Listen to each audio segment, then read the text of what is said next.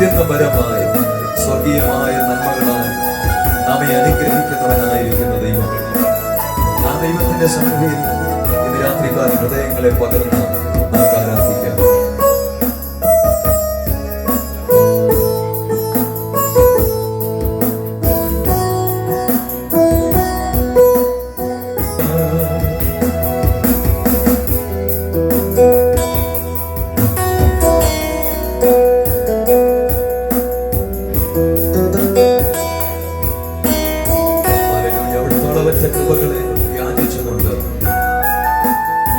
അനുഗ്രഹമായ ആത്മീക ജീവിതം നയിപ്പണേശ്വരേ, അവിടുത്തെ കൃപ എന്മേൽ പകരണമേ. ദൈവസന്നിധി നമുക്ക് പ്രാർത്ഥിക്കാം. പ്രാർത്ഥനയോടെ സത്യദൈവമായ കർത്താവിനെ നമുക്ക് ആരാധിക്കാം. Hallelujah, praise the Lord.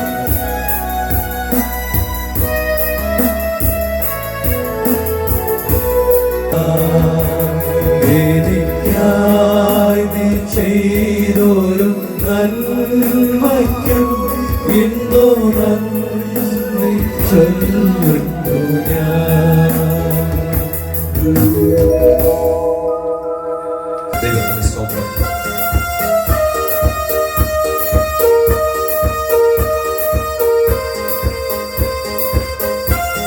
എല്ലാവരും കരങ്ങളെ അടിച്ചു. ഹല്ലേലൂയ.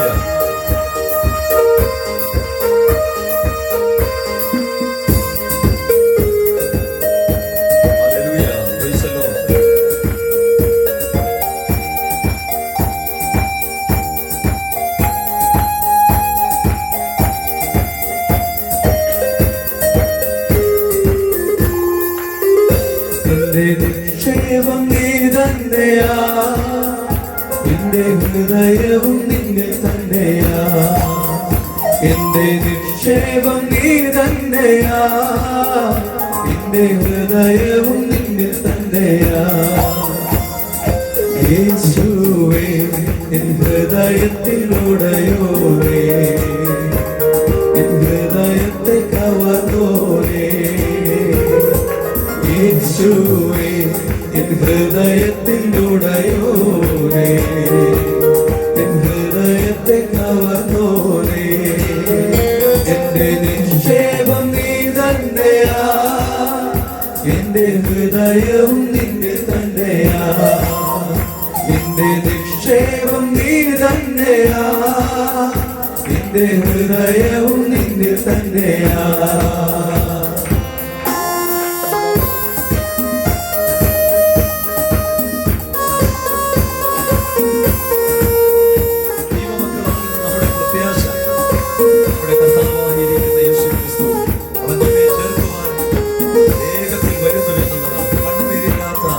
കഷ്ടതയില്ലാത്ത, ദുഃഖങ്ങളില്ലാത്ത, നിരാശകളില്ലാത്ത ഒരു നാട്ടിലേക്ക് അവിടുന്ന് നമ്മെ ചേർക്കുമെന്നുള്ള ആ വലിയ പ്രത്യാശയാണ്. ഇന്ന് രാത്രി ആ പ്രത്യാശയുടെ ദൈവമക്കൾ അതിൽ ചേർന്ന് പാടാം. കർത്താവിനെ മഹത്വപ്പെടുത്താം. വേഗത്തിൽ വരുമേ, വേഗത്തിൽ വരുമേ, വേഗത്തിൽ വരുമേ, എന്നെയും ചേർത്തിടുവാ. വേഗത്തിൽ വരുമേ, വേഗത്തിൽ വരുമേ, എന്നെയും ചേർത്തിടുവാ. കണ്ണുനീർ തുടയ്ക്കും യേശുനാഥനേ, മാറനാഥ മാറനാഥ. കണ്ണുനീർ തുടയ്ക്കും യേശുനാഥനേ, മാറനാഥ മാറനാഥ.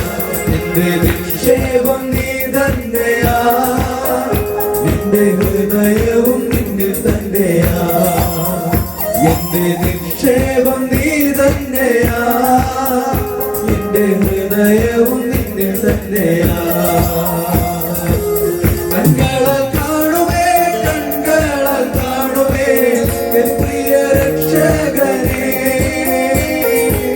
കണ്ണുകളാൽ കാണുമേ, കണ്ണുകളാൽ കാണുമേ, എൻ പ്രിയ രക്ഷകനേ. സുന്ദരരൂപനേ, വന്ദിതനാഥനേ, മാറനാഥ മാറനാഥ. സുന്ദരരൂപനേ, വന്ദിതനാഥനേ, മാറനാഥ മാറനാഥ. എന്റെ നിക്ഷേപം നീ തന്നെയാ, എന്റെ ഹൃദയവും നിന്നിൽ തന്നെയാ, എന്റെ നിക്ഷേപം നീ തന്നെയാ, എന്റെ ഹൃദയവും നിന്നിൽ തന്നെയാ. ആയിരം വാക്കുകൾ മിണ്ടിയാൽ പോരെ യേശുവേ, ആയിരം വാക്കുകൾ മിണ്ടിയാൽ പോരെ യേശുവേ. ദിനത്തോറും വേണമേ, വരവോളം വേണമേ, മാറനാഥ മാറനാഥ. ദിനത്തോറും വേണമേ, വരവോളം വേണമേ, മാറനാഥ മാറനാഥ. എന്റെ നിക്ഷേപം നീ തന്നെയാ, എന്റെ ഹൃദയവും നിന്നിൽ തന്നെയാ, എന്റെ നിക്ഷേപം നീ തന്നെയാ, എന്റെ ഹൃദയവും നിന്നിൽ തന്നെയാ. യേശുവേ ഹൃദയത്തിനുടയോനേ, ഹൃദയത്തെ കവർന്നോനേ. യേശുവേ ഹൃദയത്തിനുടയോനേ, ഹൃദയത്തെ കവർന്നോനേ. എന്റെ നിക്ഷേപം നീ തന്നെയാ, എന്റെ ഹൃദയവും നിന്നിൽ തന്നെയാ, എന്റെ നിക്ഷേപം നീ തന്നെയാ, എന്റെ ഹൃദയവും നിന്നിൽ തന്നെയാ. ഹല്ലേലൂയ. ആമേൻ. ആരും മൗനമായിരിക്കാതെ ഹല്ലേലൂയ എല്ലാ ദൈവമക്കളുടെ ദൈവത്തെ സ്തുതിച്ചാട്ടെ. ഹല്ലേലൂയ. രാത്രി ആ ആരാധനായിരിക്കുന്ന ദൈവത്തെ മഹത്വപ്പെടുത്തിക്കൊണ്ട് കരമടിച്ച് ഹല്ലേലൂയ കരമടിച്ച് നമ്മുടെ കർത്താവിനെ നമുക്ക് മഹത്വപ്പെടുത്താം. ഹല്ലേലൂയ.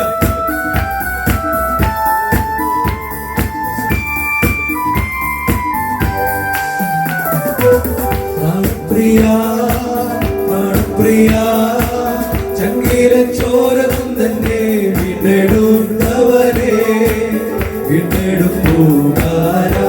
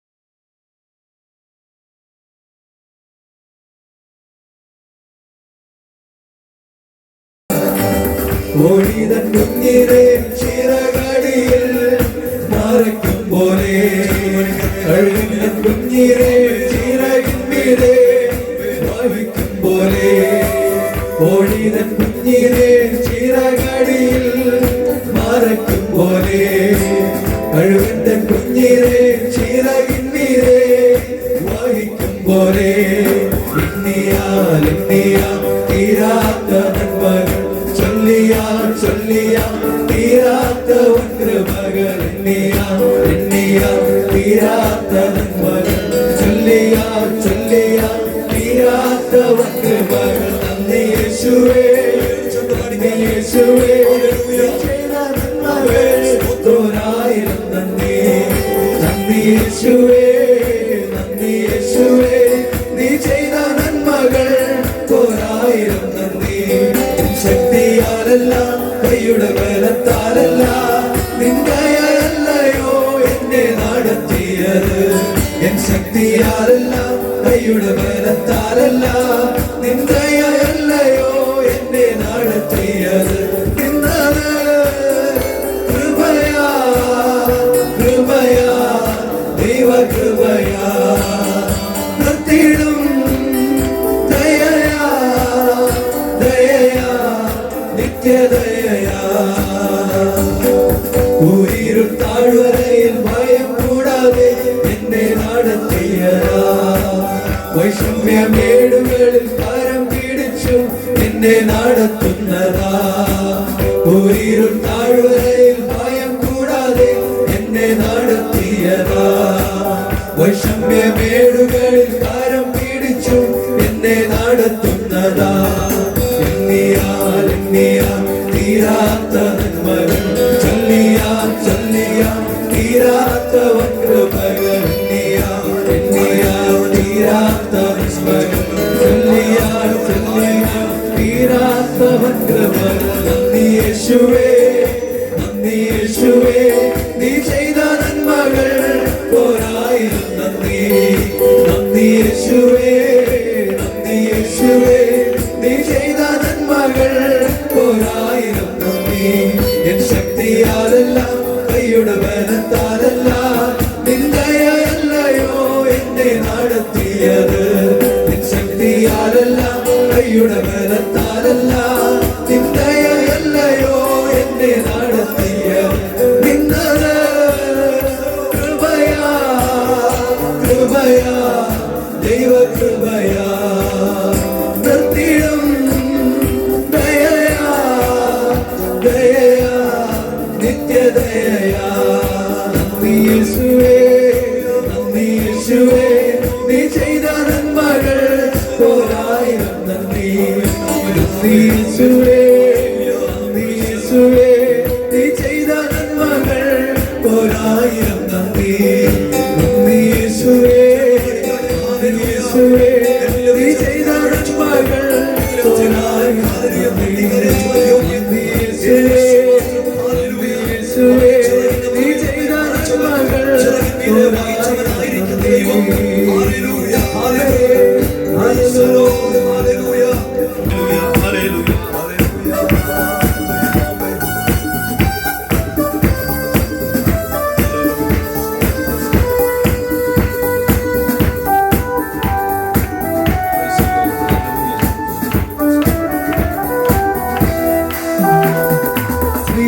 യേശുനാമം അതിശയനാമം ഏഴേനിക്കുമ്പനാമം യേശുനാമം അതിശയനാമം ഏഴേനാമം പാപപരിഹാരാർത്ഥം പാതകരെ തേടി ആരിടത്തിൽ വന്ന നാമം പാപപരിഹാരാർത്ഥം പാതകരെ തേടി ആരിടത്തിൽ വന്ന ജീവിതത്തിൽ മാതൃകയെ കാട്ടിത്തന്ന പാവനമ പുണ്യനാമം പാവമറ്റ ജീവിതത്തിൽ മാതൃകയെ കാട്ടിത്തന്ന പാവനമ പുണ്യനാമം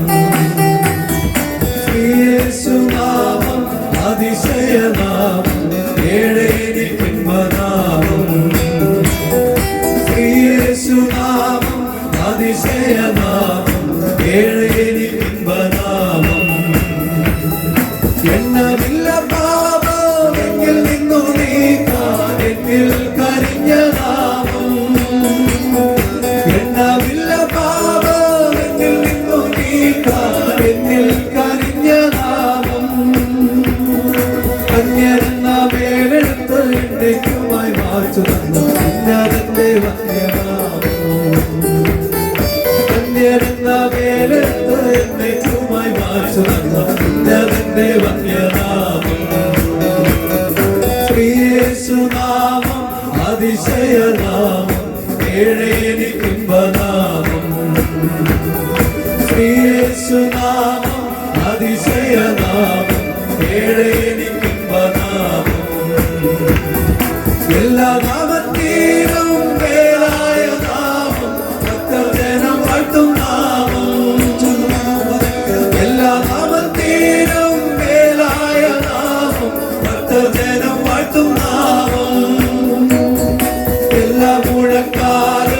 അടങ്ങിടും തിരുമുമ്പിൽ നല്ല ബന്ധമുള്ള നാളിൽ എല്ലാ മുഴങ്കാലും അടങ്ങിടും തിരുമുമ്പിൽ നല്ല ബന്ധമുള്ള നാളും ശ്രീയേശുനാമം അതിശയനാമം ഏഴനിക്കുംബനാമം ശ്രീയേശുനാമം അതിശയനാമം ഏഴനിക്കുംബനാമം ഭൂതബാധിതർക്കും നാനാവ്യാധിക്കാർക്കും മോചനം കൊടുക്കും നാമം ഭൂതബാധിതർക്കും നാനാവ്യാധിക്കാർക്കും മോചനം കൊടുക്കും നാമം കുരുടർക്കും മുടങ്ങർക്കും കുഷ്ഠരോഗികൾക്കുമെല്ലാം വിടുതലും നൽകും നാമം കുരുടർക്കും മുടങ്ങർക്കും കുഷ്ഠരോഗികൾക്കുമെല്ലാം വിടുതലും നൽകും നാമം ശ്രീയേശുനാമം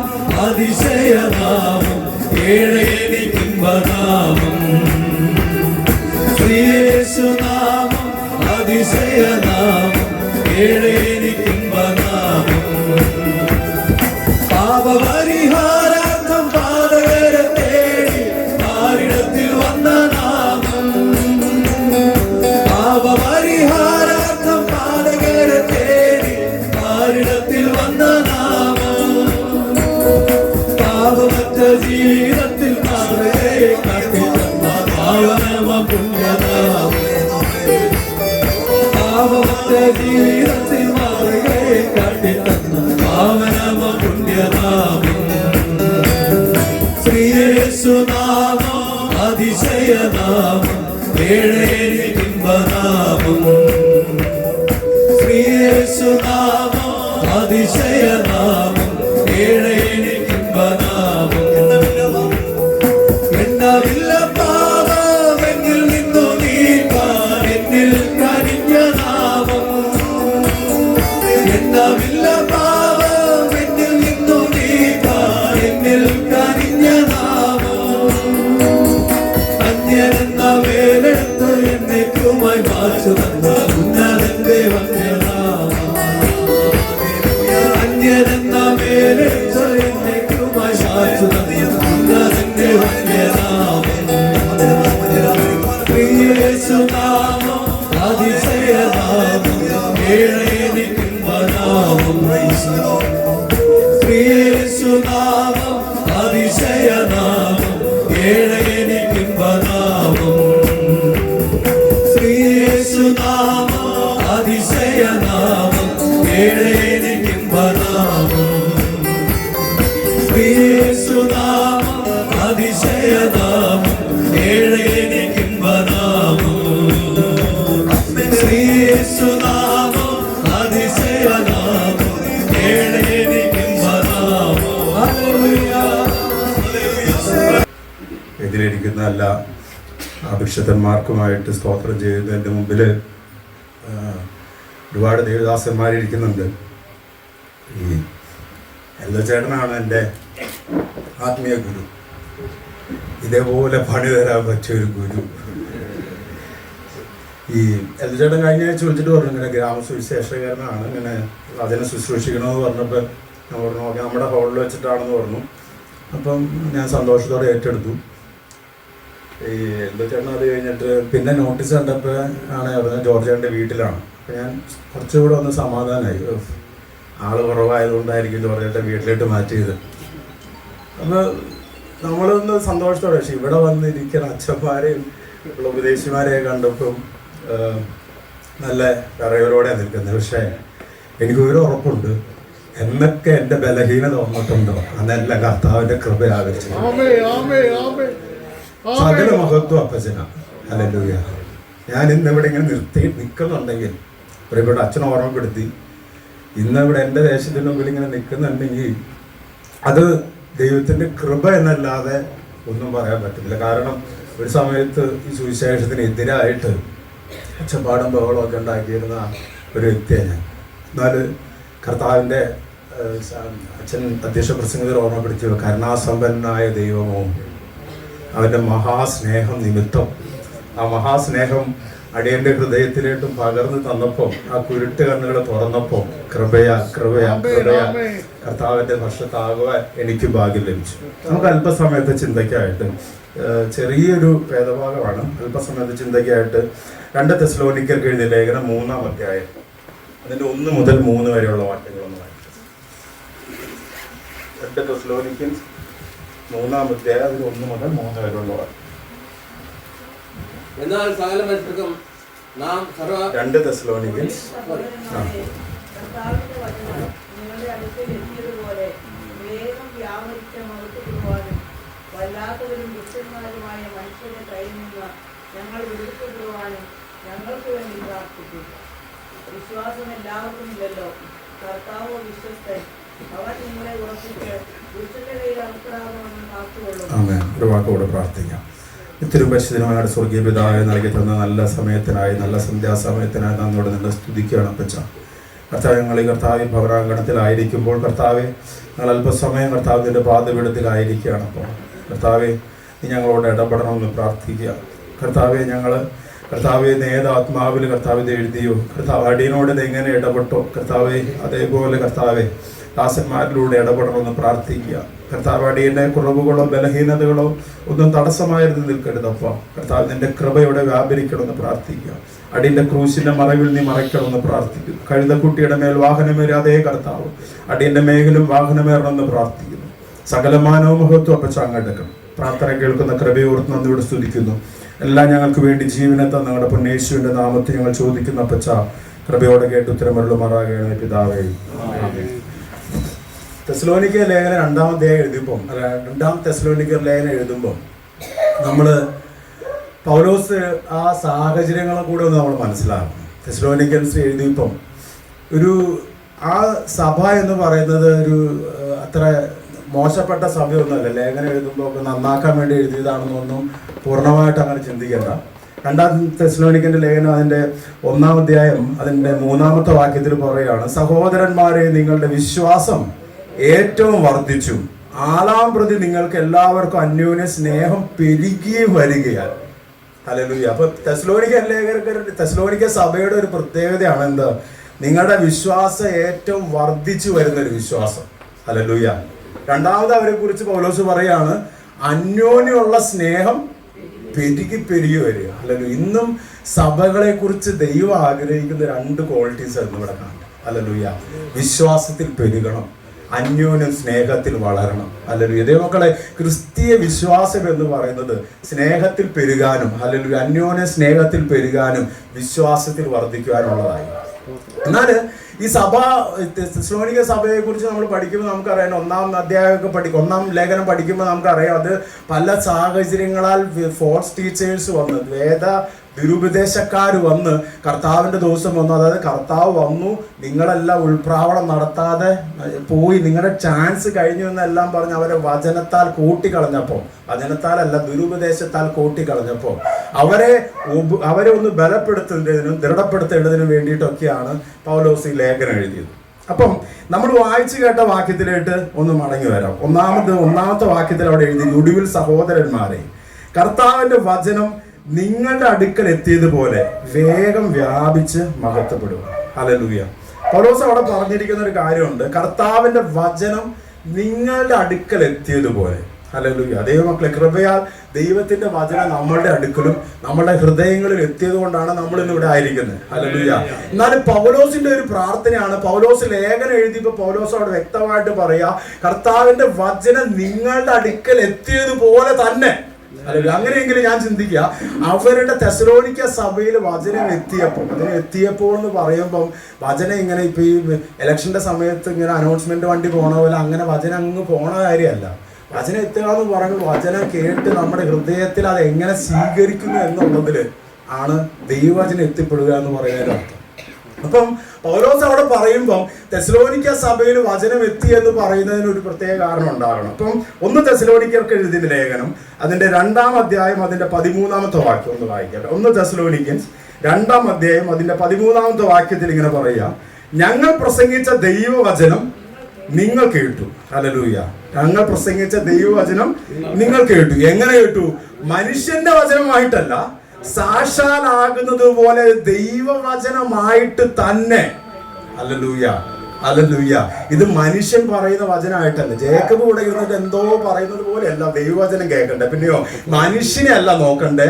ഇത് ആകെയാൽ സാക്ഷാൽ ദൈവവചനമാകെ കൊണ്ട് ദൈവവചനം എന്ന വണ്ണം കയറ്റു. ഹല്ലേലൂയ. കേൾക്കുക മാത്രമല്ല, ദൈവവചനമായിട്ട് തന്നെ കൈക്കൊണ്ടതിനാൽ ഞങ്ങൾ ദൈവത്തെ ഇടവിടാതെ സ്തുതിക്കുന്നു. എന്നിട്ട് പറയാ, വിശ്വസിക്കുന്ന നിങ്ങളിൽ അത് വ്യാപരിച്ചു കൊണ്ടിരിക്കുന്നു. ഹല്ലേലൂയ. ദൈവമക്കളെ, ദൈവവചന കേൾവിയുടെ 3 ഭാഗങ്ങളാണ് നമ്മളിവിടെ കണ്ടത്. ഹല്ലേലൂയ. 2-ാം അധ്യായത്തിന്റെ 13-ാമത്തെ വാക്യത്തിൽ വ്യക്തമായിട്ട് പറയാ, ആദ്യം ദൈവവചനം, പ്രസംഗിച്ച ദൈവവചനം കേട്ടു.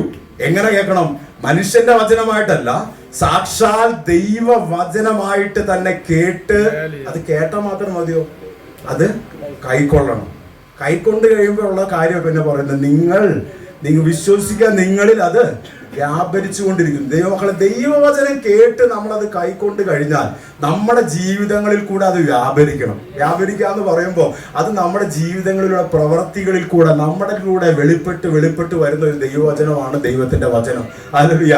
ഇത് വെറും ഒരു കേൾവിയാൽ ഒതുങ്ങി തീർന്നതല്ല. അതുകൊണ്ട് ദൈവമക്കളെ, ഞാൻ പറയും, ഇന്ന് ഇവാഞ്ചലിക്കൽ സഭ ഇവിടെ ഗ്രാമ സുവിശേഷീകരണം നടത്തുന്നുണ്ടെങ്കിൽ അതിന്റെ ഒറ്റ കാര്യമുള്ളൂ, ഇത് കേട്ട് കഴിഞ്ഞാൽ അത് നമ്മുടെ ജീവിതങ്ങളിൽ കൂടെ വെളിപ്പെട്ടു വരും, അത് വ്യാപരിച്ചു കൊണ്ടിരിക്കും. ഹല്ലേലൂയ. അപ്പം പൗലോസിന്റെ ആഗ്രഹം അത് തന്നെയാ. പൗലോസ് പറയാണ്, നിങ്ങളുടെ ഇടയിൽ കർത്താവിന്റെ വചനം നിങ്ങളുടെ അടുക്കൽ എത്തിയതുപോലെ തന്നെ മറ്റുള്ളവരിലേട്ടും വേഗത്തിൽ വ്യാപിക്കണം. അതാ പറയുന്നത് 3-ാം അധ്യായത്തിന്റെ 1-ാമത്തെ വാക്യത്തിൽ, കർത്താവിന്റെ വചനം നിങ്ങളുടെ അടുക്കൽ എത്തിയതുപോലെ വേഗം വ്യാപിച്ച് മഹത്വപ്പെടുത്തുവാനും. ഹല്ലേലൂയ. അപ്പം നമുക്ക് ഒരു കാര്യം മനസ്സിലാക്കേണ്ടത്, നമ്മുടെ ജീവിതത്തിലും കർത്താവിന്റെ വചനം നമ്മുടെ ജീവിതത്തിൽ കേട്ട് കഴിഞ്ഞാൽ അത് അതേപോലെ വ്യാപരിക്കേണ്ട ഒരു അവസ്ഥ നമ്മുടെ ജീവിതത്തിലുണ്ട്. ഹല്ലേലൂയ. അതെങ്ങനെ നമുക്ക് തെസ്സലോനിക്കരുടെ ജീവിതത്തിൽ അതെങ്ങനെ വ്യാപരിച്ചു എന്നും കൂടെ നമുക്കൊന്ന് നോക്കാം. 1 തെസ്സലോനിക്ക ലേഖനം അതിന്റെ 1-ാം അധ്യായം 8-ാമത്തെ വാക്യത്തിൽ പൗലോസ് എന്തുകൊണ്ടാണ് അതങ്ങനെ പറഞ്ഞതെന്നും കൂടെ നമുക്ക് നോക്കാം. 1-ാം അധ്യായം 8-ാമത്തെ വാക്യത്തിൽ പറയാം, നിങ്ങളുടെ അടുക്കൽ നിന്ന് കർത്താവിന്റെ വചനം മുഴങ്ങിച്ചെന്നത്. ഹല്ലേലൂയ.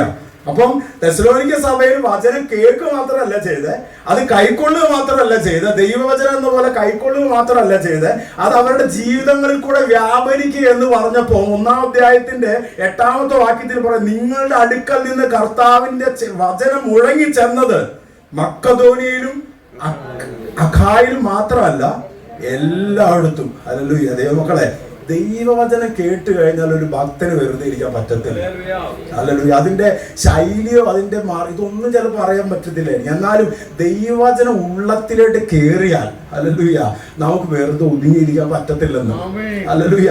അതുകൊണ്ട് പൗലോസ് പറയുന്നത് നിങ്ങളുടെ അടുക്കൽ എത്തിയതുപോലെ തന്നെ. ഹല്ലേലൂയ. അപ്പൊ പൗലോസ് പറയാണ്, തെസ്സലോനിക്ക സഭയിൽ വചനം കേറി കഴിഞ്ഞപ്പം, വചനം അവർ കൈക്കൊണ്ട് കഴിഞ്ഞപ്പോ, എങ്ങനെ കൈക്കൊണ്ട്? ദൈവവചനം എന്ന വണ്ണം തന്നെ കൈക്കൊണ്ട് കഴിഞ്ഞപ്പം അവരുടെ അടുക്കൽ നിന്ന് കർത്താവിന്റെ വചനം മുഴങ്ങി ചെന്നത്. ഹല്ലേലൂയ. പറയാണ്, മക്കദോനിയയിലും അഖായിലും മാത്രമല്ല എല്ലായിടത്തും ദൈവത്തിന്റെ വചനം അവരിൽ നിന്ന് മുഴങ്ങിച്ചല്ലേ. ഹല്ലേലൂയ. അതുപോലെ ദൈവം പറയാ, പൗലോസ് പറയാ, നിങ്ങളുടെ അടുക്കൽ എത്തിയതുപോലെ വേഗം വ്യാപിച്ച് മഹത്വം എടുക്കണം. ഹല്ലേലൂയ. ദൈവത്തിന്റെ വചനം തെസ്സലോനിക്ക സഭയിൽ എത്തിയതുപോലെ തന്നെ അത് വേഗം വ്യാപിച്ച് മഹത്വം. അത് എങ്ങനെ വ്യാപിച്ചെന്നുള്ളത് നമുക്ക് മനസ്സിലായി അല്ലേ? എങ്ങനെ വ്യാപിച്ചു? അത് കൈക്കൊണ്ട്, കർത്താവിന്റെ വചനം കൈക്കൊണ്ടതുപോലെ തന്നെ, കർത്താവിന്റെ വചനം എന്നതുപോലെ കൈക്കൊണ്ട് കഴിഞ്ഞപ്പോൾ, അവരുടെ ജീവിതങ്ങളിലൂടെ വ്യാപരിച്ചു കഴിഞ്ഞപ്പോൾ, ഹല്ലേലൂയ, അവര് മറ്റുള്ള സ്ഥലങ്ങളിലേക്ക് സുവിശേഷം പറയാനും സുവിശേഷം മഹത്വപ്പെടുത്തുവാനും എല്ലാം പോയി. എന്നാൽ ഇവിടെ പറഞ്ഞിരിക്കുന്ന ഒരു വാക്കുണ്ട്, എഴുതിയതുപോലെ, നിങ്ങളുടെ അടുത്തിൽ എത്തിയതുപോലെ വേഗം വ്യാപിച്ച് മഹത്വപ്പെടുത്തും. ഈ പലപ്പോഴും നമുക്ക് പലൊരു ചിന്തയാണ്, ഈ വേഗം വ്യാപിപ്പിക്കുക എന്ന് പറഞ്ഞാൽ നമ്മൾ എന്തൊക്കെയോ കഷ്ടപ്പെട്ട് അങ്ങോട്ട് വേഗം വ്യാപിപ്പിക്കണം. എന്നാൽ സങ്കീർത്തന പുസ്തകം പഠിക്കുമ്പോൾ, സങ്കീർത്തനം 147-ാം സങ്കീർത്തനം അതിന്റെ 15-ാമത്തെ വാക്യം, 147-ാം സങ്കീർത്തനം അതിന്റെ 15-ാമത്തെ വാക്യത്തിൽ പറയാ, അവൻ തന്റെ ആജ്ഞ ഭൂമിയിലേക്ക് അയക്കുന്നു, അവന്റെ വചനം അതിവേഗം ഓടുന്നു. ഹല്ലേലൂയ. ദൈവത്തിന്റെ വചനം അതിവേഗം ഓടുന്ന ഒരു വചനമാണ്. ഹല്ലേലൂയ. അവൻ ആജ്ഞ ഭൂമിയിലോട്ട് അയച്ചാൽ, ഹല്ലേലൂയ, ആ ആജ്ഞ, ദൈവത്തിന്റെ വചനം ഭൂമിയിലൂടെ അതിവേഗത്തിൽ ഓടുന്ന ഒരു ദൈവത്തിന്റെ വചനമാണ് ദൈവത്തിന്റെ വചനം. ഹല്ലേലൂയ. അതെങ്ങനെ അതിവേഗത്തിൽ ഓടുന്ന? എബ്രായ ലേഖനം അതിന്റെ 4-ാം അധ്യായത്തിന്റെ 12-ാമത്തെ വാക്യത്തിൽ പറയുന്നതാണ്, ദൈവത്തിന്റെ വചനം ജീവനും ചൈതന്യമുള്ള ഒരു വചനമാണ് ദൈവത്തിന്റെ വചനം. അല്ലല്ലോ നമ്മൾ ദൈവമക്കളെ നമ്മൾ വചനം കേൾവിക്കൊക്കെ ആയിട്ടിരിക്കുമ്പോൾ ദൈവവചനം പഠിക്കുമ്പോഴും വായിക്കുമ്പോഴും എല്ലാം ഇത് നമ്മുടെ ഉള്ളത്തിനോട് കയറണം. അല്ലല്ലോ എങ്ങനെ വായിക്കണം, എങ്ങനെ കയറണം, ഇത് എന്ത് വചനമാണ് വായിക്കുന്നതും കേൾക്കുന്നതും ഉള്ളത്തിൽ മനസ്സിലാക്കിയിട്ട് വേണം നമ്മുടെ വചനത്തിന് മുമ്പിൽ ഇരിക്കാൻ. ഹല്ലേലൂയ. ദൈവത്തിന്റെ വചനം പറയാം, ഇത് ദൈവത്തിന്റെ വചനം, ജീവനും ചൈതന്യമുള്ള വചനം. ഹല്ലേലൂയ. അത് വേഗത്തിൽ ഓടുന്ന വചനം. ഹല്ലേലൂയ. എന്നാൽ ഈ ദൈവത്തിന്റെ വചനം നമ്മൾ ഇന്ന് ഓർമ്മപ്പെടുത്തുക. ഹല്ലേലൂയ. ദൈവവചനം കേട്ട് വെറുതെ ഇരിക്കുന്നവരായി തീരാനല്ല, പിന്നെയോ അത് നമ്മളിൽ കൂടെ വ്യാപരിച്ച് മറ്റുള്ള തെസ്സലോനിക്ക സഭയിൽ നിന്ന് മക്കോനിയയിലേക്കും ആ കായലേറ്റല്ല ദൈവത്തിന്റെ വചനം മുഴങ്ങിക്കേട്ടതുപോലെ ഇന്ന് ഇവിടെ ഇരുന്ന് ഒതുങ്ങുവാനല്ല, പിന്നെയോ നമ്മളിലൂടെ മറ്റുള്ളവരിലേക്ക് സുവിശേഷം പറയുന്ന ഒരു ചുമതല നമ്മളുടെ ജീവിതത്തിലിട്ട് ദൈവം ആഗ്രഹിക്കുക. ഹല്ലേലൂയ. അവിടെ പറയുകയാണ്. പിന്നെ അടുത്ത വാക്യത്തിൽ പറയാം, വല്ലാത്തവരും ദുഷ്ടന്മാരുമായ മനുഷ്യരുടെ കയ്യിൽ നിന്ന് ഞങ്ങൾ വിടുവിക്കപ്പെടുവാനും ഞങ്ങൾക്ക് വേണ്ടി പ്രാർത്ഥിക്കണം. ഹല്ലേലൂയ. ദൈവമക്കളെ, ഞാനിത് വായിച്ചു കഴിഞ്ഞപ്പോൾ ചിന്തിക്കും, പൗലോസിനെ പോലെ ഇത്ര വലിയൊരു അപ്പോസ്തലൻ ഇല്ലേ, മിഷണറി യാത്രകളോട് മിഷണറി യാത്ര ഇത്രയൊക്കെ ചെയ്ത് പ്രസംഗിച്ച് അനേകരെ രക്ഷയുടെ അനുഭവത്തിലേക്ക് നയിക്കുന്നു. എവിടെ ചെന്ന് പ്രസംഗിച്ചാൽ അവിടെ എല്ലാം സുവിശേഷം പറഞ്ഞ് കർത്താവിനായിട്ട് ആദായപ്പെടുത്തും. ഈ ഭക്തൻ ലേഖനം എഴുതി കഴിഞ്ഞപ്പോൾ തെസ്സലോനിക്ക സഭയോട് പറയാം, എനിക്ക് വേണ്ടി പ്രാർത്ഥിക്കണം. ദൈവം എന്നെ ഓർമ്മപ്പെടുത്തി എന്താണെന്ന് പറയൂ, മിനിസ്ട്രി ഇൻ റിക്വയർഡ് പ്രയർ. പ്രാർത്ഥന മിനിസ്ട്രിക്ക് ദൈവത്തിന്റെ വേല നടക്കുന്നതിന് നമ്മളിലൂടെ നടക്കണം. നമ്മളില്ലെങ്കിലും ദൈവത്തിന്റെ വേല നടക്കും, അത് വേറെ കാര്യം. എന്നാൽ ദൈവത്തിന്റെ വേല നമ്മളിലൂടെ നടക്കണമെങ്കിൽ പ്രാർത്ഥന അത്യാവശ്യമാണ്. പ്രാർത്ഥന ഇല്ലാതെ ഒരു ദൈവവേല ഇല്ല. ദൈവമക്കളെ, ദൈവം നമ്മളെ കുറിച്ച് ആഗ്രഹിക്കുന്നതാ. അല്ലല്ലോ ഞാൻ മനസ്സിലാക്കുകയാണ്. അല്ലല്ലോ ഗ്രാമസുവിശേഷീകരണത്തിന്റെ നമ്മൾ രാവിലെ എല്ലാം വേണ്ടി ഉച്ച കഴിഞ്ഞിട്ട് പിതാക്കന്മാര് പ്രാർത്ഥിക്കാൻ വേണ്ടി സമയം വേർതിരിച്ചിരിക്കുന്നതിനും അതിനു വേണ്ടിയിട്ട് തന്നെയായിരിക്കും. അല്ലല്ലോ നമ്മൾ പോയി വിഷയങ്ങളെല്ലാം പറഞ്ഞ് സുവിശേഷം പറഞ്ഞ് കർത്തൃവേലയിലെല്ലാം ഓരോ വീടുകളിൽ പോയി ബലപ്പെടുത്തി കഴിഞ്ഞ് അതാത് വിഷയങ്ങൾക്ക് വേണ്ടി പ്രാർത്ഥിക്കുവാൻ പിതാക്കന്മാർ അങ്ങനെ ക്രമപ്പെടുത്തിയിട്ടുണ്ടെങ്കിൽ ദൈവത്തിന്റെ വചനം എന്ന് ഓർമ്മപ്പെടുത്തുകയാണ് നമ്മൾ പ്രാർത്ഥിക്കുന്നവരായി മാറണം. ദൈവത്തിന്റെ വചനം നമ്മളെ ബലപ്പെടുത്തുന്നു. ഹല്ലേലൂയ. കർത്താവിന്റെ വചനം നമ്മുടെ അടുക്കലെത്തിയതുപോലെ വേഗം പ്രാപിച്ച് മഹത്വപ്പെടുവാൻ വല്ലാത്തവരും ദുഷ്ടന്മാരുമായ മനുഷ്യരുടെ കയ്യിൽ നിന്ന് ഞങ്ങൾ വിടുവിക്കപ്പെടുവാനും ഞങ്ങൾക്ക് വേണ്ടി പ്രാർത്ഥിക്കുവിൻ. ഹല്ലേലൂയ.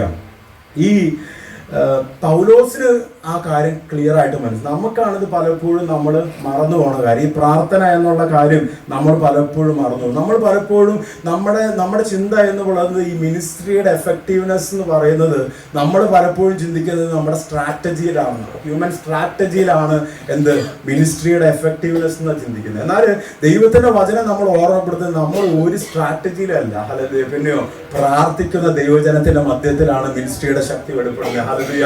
പ്രാർത്ഥിക്കുന്ന ഒരു കൂട്ടം ഉണ്ടെങ്കിൽ, അല്ലെങ്കിൽ പ്രാർത്ഥിക്കുന്ന ഒരു സഭയുണ്ടെങ്കിൽ ആ സഭയുടെയും ആ കൂട്ടത്തിന്റെയും ശുശ്രൂഷകൾ ഹല്ലേലൂയ ലോകത്തിന് അങ്ങോളം വ്യാപിക്കപ്പെടുവാൻ ദൈവം ഇന്നും പ്രവർത്തിക്കാൻ ശക്തനാണ്. ഹല്ലേലൂയ. അപ്പം പ്രാർത്ഥന കൂടാതെ ഹല്ലേലൂയ ഒരു ശുശ്രൂഷയും നമുക്ക് മുന്നോട്ട് നയിക്കാൻ പറ്റത്തില്ല. ഹല്ലേലൂയ. നമ്മൾ ചിന്തിച്ചോണം, ഈ പണ്ട് ഞങ്ങളൊക്കെ കുഞ്ഞിലാണ്, ഇപ്പൊ എനിക്ക് ഉണ്ടോന്ന് എനിക്ക് അറിയാൻ പാടില്ല. കാരണം ഞങ്ങളുടെ കുഞ്ഞിലെ സമയത്ത് ഞങ്ങളുടെ കുഞ്ഞിൽ നിന്നൊക്കെ നിങ്ങളുടെ ഒക്കെ കുഞ്ഞിലെ അല്ലേ ഒരു മെഴുകുതിരി കത്തിച്ചോട്ടം എന്ന് പറഞ്ഞൊരു കളി ഉണ്ടാകും അല്ലേ, ഒരു മത്സരം ഉണ്ടാകും, മെഴുകുതിരി കത്തിച്ചോട്ടം. ഈ മെഴുകുതിരി കത്തിച്ചോട്ടം എന്ന് പറയുമ്പം ഈ ഓടി റേസിൽ തീർക്കണ ആൾക്കല്ല സമ്മാനം, ആണോ? ഈ മെഴുകുതിരി കെടാതെ വേണം അപ്പുറം എത്താൻ. മെഴുകുതിരി പിടിച്ചിട്ട് നമ്മൾ നേരെ ഓടിയ പോരാ, മെഴുകുതിരിയുടെ വെട്ടം കെടാതെ, ആ തീ കെടാതെ അണയാതെ ഓടി ആദ്യം എത്തുന്ന ആൾക്കാണ് സമ്മാനം. ഹല്ലേലൂയ. പൗലോസ് ഇവിടെ പറയുന്ന അതേ ഐഡിയ. ഹല്ലേലൂയ. ഈ സുവിശേഷം വ്യാപരിക്കുക എന്ന് പറയുമ്പം ചുമ്മാ അങ്ങ് ചെല്ലുകയല്ല, ആ ദൈവത്തിന്റെ വചനം അതേ ആത്മാവിൽ, അതേ ആ കത്തുന്ന യാഗമായി, ഹല്ലേലൂയ, അതേ ബ്രൈറ്റ്നസ് ആയി, അതേ വെളിച്ചമായി അനേകരുടെ ഇരുട്ടുകൾ തുറക്കുവാൻ, ഇരുട്ട് കണ്ണുകളെ തുറക്കുവാൻ, കുരുട്ട് കണ്ണുകളെ തുറക്കുവാൻ, അനേകരുടെ ജീവിതങ്ങളിലെ ഇരുട്ടിന്റെ അവസ്ഥ മാറി വെളിച്ചത്തിന്റെ അവസ്ഥയിലേക്ക് നയിക്കണം. ഹല്ലേലൂയ. അതാണ് കർത്താവ് നമ്മളെ കുറിച്ച്. അതാ പൗലോസ് ഇവിടെ നമ്മളെ കുറിച്ച് വ്യക്തമായിട്ടും പറയുന്നത്. അതാ ദൈവത്തിന്റെ വചനം ഓടുവാൻ, വേഗത്തിൽ പോകുവാൻ. ഹല്ലേലൂയ. വേഗത്തിൽ പോകുമ്പോൾ തന്നെ ഫെയ്ത്ത്ഫുള്ളി, വിശ്വാസത്തോടെ ആ കർത്താവിന്റെ ലൈറ്റ് അണയാതെ വണ്ണം കാത്തു സൂക്ഷിച്ചുകൊണ്ട് ദൈവത്തിന്റെ വചനത്തിന്റെ അടിസ്ഥാനത്തിൽ നിന്നുകൊണ്ട് മുന്നോട്ട് പോകുവാനാണ് ദൈവം നമ്മളെ കുറിച്ച് ആഗ്രഹിക്കുന്നത്. ഹല്ലേലൂയ. അപ്പോസ്തലനായ പൗലോസ് പ്രാർത്ഥിക്കുവാൻ നമ്മൾ സഭയോട് റിക്വസ്റ്റ് ചെയ്യുമ്പോൾ പൗലോസ് പറയുകയാണ്, ഹല്ലേലൂയ, ദൈവത്തിന്റെ വചനം വേഗത്തിൽ വ്യാപിക്കണം. പിന്നെയോ ദൈവത്തിന്റെ വചനം സ്വീകരിക്കുമ്പോൾ റെസ്പെക്ട്ഫുള്ളി സ്വീകരിക്കണം. ബഹുമാനപൂർവ്വം ദൈവത്തിന്റെ വചനം നമ്മൾ സ്വീകരിക്കണം. ദൈവത്തിന്റെ വചനം സ്വീകരിക്കുമ്പോൾ പ്രാർത്ഥിക്കുകയാണ്, ഹല്ലേലൂയ, അത് നമ്മുടെ ജീവിതങ്ങളിൽ കൂടെ മഹത്വം എടുക്കുവാൻ തക്കവണ്ണം നമ്മൾ ദൈവത്തിന്റെ പ്രാർത്ഥിക്കണം. ഹല്ലേലൂയ. വീണ്ടും ദൈവത്തിന്റെ പ്രാർത്ഥിക്കുകയാണ്, ദൈവത്തിന്റെ വചനം അത് രൂപാന്തരപ്പെടുത്തുന്ന രീതിയിലായിരിക്കണം. അത് വെറും ഒരു ഇൻഫർമേഷനായിട്ട് മാത്രമായിട്ട് നിൽക്കാതെ അതൊരു ട്രാൻസ്ഫോർമേഷനായിട്ട് മാറും, രൂപാന്തരമായിട്ട് മാറും. വെറും ഒരു അറിവ് മാത്രമായിട്ട് നിൽക്കാതെ ദൈവത്തിന്റെ വചനം അത് ഒരു രൂപാന്തരപ്പെടുത്തുന്ന രീതിയിൽ ദൈവത്തിന്റെ വചനം ക്രിയ ചെയ്യേണ്ടതിന് ദൈവത്തിന് നമ്മളോട് പ്രാർത്ഥിക്കുവാനായിട്ട് ദൈവം നമ്മളെ കുറിച്ച് ആഗ്രഹിക്കുക. പൗലോസ് നമ്മളിലൂടെ ഓർമ്മപ്പെടുത്തുന്നു. ഹല്ലേലൂയ. എന്നാൽ രണ്ടാമത്തെ വാക്യത്തിൽ ഒരു കാര്യം കൂടെ ദൈവമക്കളെ നമ്മൾ ഓർമ്മപ്പെടുത്തുകയാണ്, മിനിസ്ട്രി ഫേസസ് ഒപ്പോസിഷൻ. ഹല്ലേലൂയ. മിനിസ്ട്രിക്ക് പ്രാർത്ഥന അത്യാവശ്യമാണ്. രണ്ടാമത് നമ്മൾ ചിന്തിക്കുകയാണ്, മിനിസ്ട്രിക്ക് ഒരു ഒപ്പോസിഷൻ ഉണ്ട്. ഹല്ലേലൂയ. ദൈവം എവിടെയൊക്കെ പ്രവർത്തിക്കാൻ തുടങ്ങിയിട്ടുണ്ടോ അവിടെയെല്ലാം ശത്രു ഒരു കുന്തും തള്ളും ഉണ്ടാകും. ഹല്ലേലൂയ. എവിടെയെല്ലാം എന്തൊക്കെ പ്രവർത്തിക്കാൻ തുടങ്ങിയോ അന്ന് അവിടെ ദൈവം എന്തെങ്കിലും പിശാച് എന്തെങ്കിലുമൊക്കെ പ്രവർത്തിക്കുന്നുണ്ട്. ദൈവ പൗലോസ് ഇവിടെ അതൊരു കംപ്ലൈനിങ് ആയിട്ടോ അല്ലെങ്കിൽ ഒരു വലിയ ഇഷ്യൂ ആയിട്ടോ ഒന്നല്ല പൗലോസ് പറയുന്നത്. പൗലോസ് അത് അംഗീകരിക്കുക, അതൊരു സ്റ്റേറ്റ്മെന്റ് ആയിട്ട് പറയുക. ദൈവത്തിന്റെ വചനം ക്രിയ ചെയ്യുമ്പോൾ അത് മിനിസ്ട്രിയിൽ ഒപ്പോസിഷൻ, ഈ വല്ലാത്തവരും ദുഷ്ടന്മാരുമായവർ തടഞ്ഞു വെക്കുന്നു പറയുമ്പം ദൈവമക്കൾ അതിനകത്ത് വലിയൊരു പ്രശ്നമായിട്ടല്ല പൗലോസ് പറയുന്നത്. എന്നാലും നമ്മൾ മനസ്സിലാക്കണം, സ്പിരിച്വൽ വാർഫെയർ എന്നുള്ളത് ഒരു സത്യമാണ്. ഹല്ലേലൂയ. ഒരുപാട് പ്രശ്നങ്ങൾ സുവിശേഷ വേലയുമായി ദൈവത്തിന്റെ വചനവുമായിട്ട് ഒരുത്തൻ എഴുന്നേറ്റ് നിൽക്കുമ്പോൾ അല്ലെങ്കിൽ മുന്നോട്ട് നടക്കുമ്പോൾ ഹല്ലേലൂയ, ലോകത്തിൽ പല പല ശത്രുക്കളും പ്രശ്നങ്ങളും കഷ്ടതകളും വേദനകളും ഇതെല്ലാം ഉണ്ടായേക്കും. ഹല്ലേലൂയ. എന്നാൽ അവിടെ നിന്ന് പോകുന്ന രീതിയിൽ കംപ്ലൈന്റ് പറയുന്ന പിറുപിറുപ്പുള്ളവരായിട്ട് നിൽക്കുവാനല്ല പൗലോസ് നമ്മളെ കുറിച്ച് ആഗ്രഹിക്കുന്നത്. അല്ലെങ്കിൽ പൗലോസിന്റെ ജീവിതത്തിൽ നിന്ന് നമുക്ക് അങ്ങനെ കാണുവാൻ സാധിക്കത്തില്ല. ഹല്ലേലൂയ. പൗലോസ് അവിടെ വ്യക്തമായിട്ടും പറയാണ്, ഹല്ലേലൂയ, നമ്മൾ മുന്നോട്ട് പോകുവാൻ. ഹല്ലേലൂയ. അതൊരു ഒരു ഒരു ഒരു ജീവിതത്തിലുള്ള പ്രശ്നങ്ങൾ വരുമ്പോൾ, കഷ്ടതകൾ വരുമ്പോൾ, ഓരോ കാരണങ്ങൾ വരുമ്പോഴും ആത്മീയ പോരാട്ടത്തിൽ നിന്നുകൊണ്ട് ബലപ്പെടുവാൻ, ദൈവവചനത്തിൽ നിന്നുകൊണ്ട് ബലപ്പെടുവാൻ ദൈവം നമ്മളെ കുറിച്ച് ആഗ്രഹിക്കുക. ഒരു കടലില് ഭയങ്കര കാറ്റും കോളും ഒക്കെ ഉണ്ടായി. രാത്രി കാറ്റും കോളും ഉണ്ടായി. ഒരു കപ്പല് ഛേദം വന്നു, ബോട്ടുകാരൊക്കെ മുങ്ങിപ്പോയി. അവരൊക്കെ എങ്ങനെയൊക്കെയോ പിറ്റേ ദിവസം രാവിലെ രക്ഷപ്പെട്ട് മുന്നോട്ട് വന്നു കഴിഞ്ഞപ്പം, രാവിലെ എത്തിക്കഴിഞ്ഞപ്പം ഈ ലൈറ്റ് ഹൗസ് ഉണ്ട്. ഇപ്പം ലൈറ്റ് ഹൗസിന്റെ വാച്ചറോട് അല്ലെങ്കിൽ കീപ്പറോട്, ലൈറ്റ് ഹൗസിന്റെ വാച്ചർ ഉണ്ടല്ലോ അത് നോക്കണേ, അയാളോട് ഈ ബോട്ടിലെ സെയിലർ ചോദിച്ചു, ഇന്നലെ രാത്രി കാറ്റും കോളൊക്കെ ഉണ്ടായോ, എന്തായിരുന്നു അവസ്ഥ? പുള്ളി പറഞ്ഞൊരു കാര്യമുണ്ട്, ഭയങ്കര കാറ്റും കോളൊക്കെ ആയിരുന്നു, പക്ഷേ ഈ ലൈറ്റ് ഹൗസിൻ്റെ ഫൗണ്ടേഷൻ സ്ട്രോങ് ആയതുകൊണ്ട് എനിക്കൊന്നും ഏറ്റില്ല. നമ്മുടെയും ജീവിതത്തിൽ കാറ്റും കോളും എന്തായാലും ഉണ്ടാവും. ഇതില്ലെന്നൊന്നും ദൈവവചനം പറയുന്നില്ലല്ലോ. അതെല്ലാം പ്രോസ്പെരിറ്റിയുടെ സുവിശേഷം. സത്യസുവിശേഷത്തിൽ കഷ്ടതയും വേദനയും കാറ്റും കോളും എല്ലാം ഉണ്ടാകുന്നു എന്ന് തന്നെ പറയുന്നത്. ഹല്ലേലൂയ.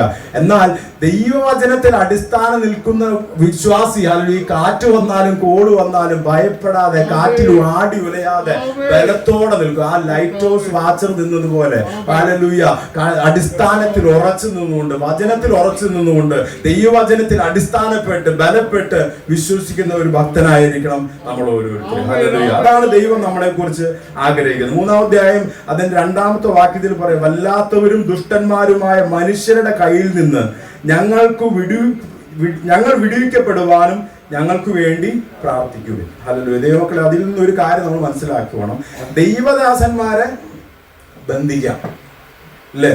നമ്മുടെ ഇന്നത്തെ അവസ്ഥയിൽ നോക്കുകയാണെങ്കിൽ നോർത്ത് ഇന്ത്യയിൽ അനേകം മിഷണറിമാരെ ഇന്നും ജയിലിലിട്ടുകൊണ്ടിരിക്കുക. ഹല്ലേലൂയ. പൗലോസിന്റെ കാലഘട്ടത്തിൽ നോക്കി പൗലോസിന് എത്ര വർഷം ജയിലിലിട്ട് എന്നുള്ളതിന് കയ്യും കണക്കുമില്ല. ഹല്ലേലൂയ. എന്നാൽ ഒരു കാര്യം നമ്മൾ ഉറച്ചോണം, ദൈവദാസന്മാരെ എങ്ങനെയൊക്കെ ബന്ധിച്ചാലും ദൈവവചനത്തെ തടഞ്ഞു വെക്കുവാൻ സാധിക്കില്ല. ഹല്ലേലൂയ. കർത്താവിന്റെ വചനത്തെ എങ്ങനെയെല്ലാം ഒതുക്കുവാൻ ശ്രമിച്ചാലും ഹല്ലേലൂയ അതെല്ലാം ഈസ്റ്റർ പരിശോധിച്ചാൽ നമുക്കറിയാം അതെല്ലാം ആ തടസ്സങ്ങളെ തടനീക്കി ഹല്ലേലൂയ മുന്നോട്ട് ശക്തിയോടെ ജൈത്രയാത്ര തുടരുന്നതാണ് നമ്മൾ ഇന്ന് വിശ്വസിക്കുന്ന ഈ ദൈവത്തിന്റെ വചനം എന്നുള്ളത്. ഹല്ലേലൂയ. 2 തീമോഥെയോസിന്റെ ലേഖനം അത് 2-ാം അധ്യായം അതിന്റെ 8-ാമത്തെ വാക്യം ഒന്ന് വായിക്കുക. 2 തീമോഥെയോസിന്റെ ലേഖനം 2-ാം അധ്യായം അതിന്റെ 8-ാമത്തെ വാക്യം. ദാവീദിന്റെ സന്തതിയായി ജനിച്ച് മരിച്ചിട്ട് ഉയർത്തെഴുന്നേറ്റിരിക്കുന്ന യേശു ക്രിസ്തുവിനെ ഓർത്തുകൊള്ളുക. അതാകുന്നു എന്റെ സുവിശേഷം. അതറിയിക്കുന്നതിൽ ഞാൻ ദുഷ്പ്രവർത്തിക്കാരൻ എന്ന പോലെ ചങ്ങല ധരിച്ച് കഷ്ടം സഹിക്കുന്നു. അപ്പൊ ദൈവദാസന്മാരെ ഈ സുവിശേഷം അറിയിക്കുമ്പോൾ ഈ പൗലോസ് പറഞ്ഞതുപോലെ ദുഷ്പ്രവർത്തിക്കാരൻ എന്ന പോലെ ചങ്ങല ധരിച്ച് കഷ്ടം സഹിക്കുന്നു. അതിന്റെ തൊട്ടടുത്ത വാക്കുകൂടെ വായിക്കണം. ദൈവവചനത്തിനോ ബന്ധനമില്ല. ആമേൻ, ആമേൻ, ആമേൻ. ദൈവദാസന്മാരെ എങ്ങനെയെല്ലാം ഇനി ഒതുക്കിയിട്ടാലും അല്ലെങ്കിൽ എങ്ങനെയെല്ലാം ചങ്ങലയിലിട്ടാലും ഹല്ലേലൂയ. എടാ പൗലോസിനെ ചങ്ങലക്ക് ഇടുമ്പോ നമുക്കറിയാം അല്ലേ, ചങ്ങലക്ക് ഇട്ട കാരാഗ്രഹ പ്രമാണിയെയും കർത്താവിനായിട്ട് നയിച്ചവനും, ചങ്ങലക്ക് ഇട്ടപ്പോ കട്ടുകൊണ്ട് പോയ ഒനേസിമോസിനെ കർത്താവിലേക്ക് ആദായപ്പെടുത്തിയവനാണ് ഈ പൗലോസ്. ഹല്ലേലൂയ. അപ്പൊ ദൈവദാസന്മാരെ ചങ്ങല എത്രയൊക്കെ ഇട്ട് മുറിക്കാലും ദൈവവചനം അതുകൊണ്ട് ഒതുങ്ങി പോകുമെന്ന് ആരും വിചാരിക്കേണ്ട, ആരും പേടിക്കുകയും വേണ്ട.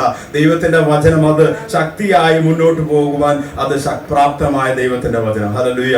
നമ്മൾ വേഗത്തിൽ പോയിക്കൊണ്ടിരിക്കുകയാണ്. അതിന്റെ 2-ാം അധ്യായത്തിന്റെ 2-ാം വാക്യത്തിന്റെ അവസാനത്തെ വാക്യം പറയുകയാണ്, വിശ്വാസം എല്ലാവർക്കും ഇല്ല.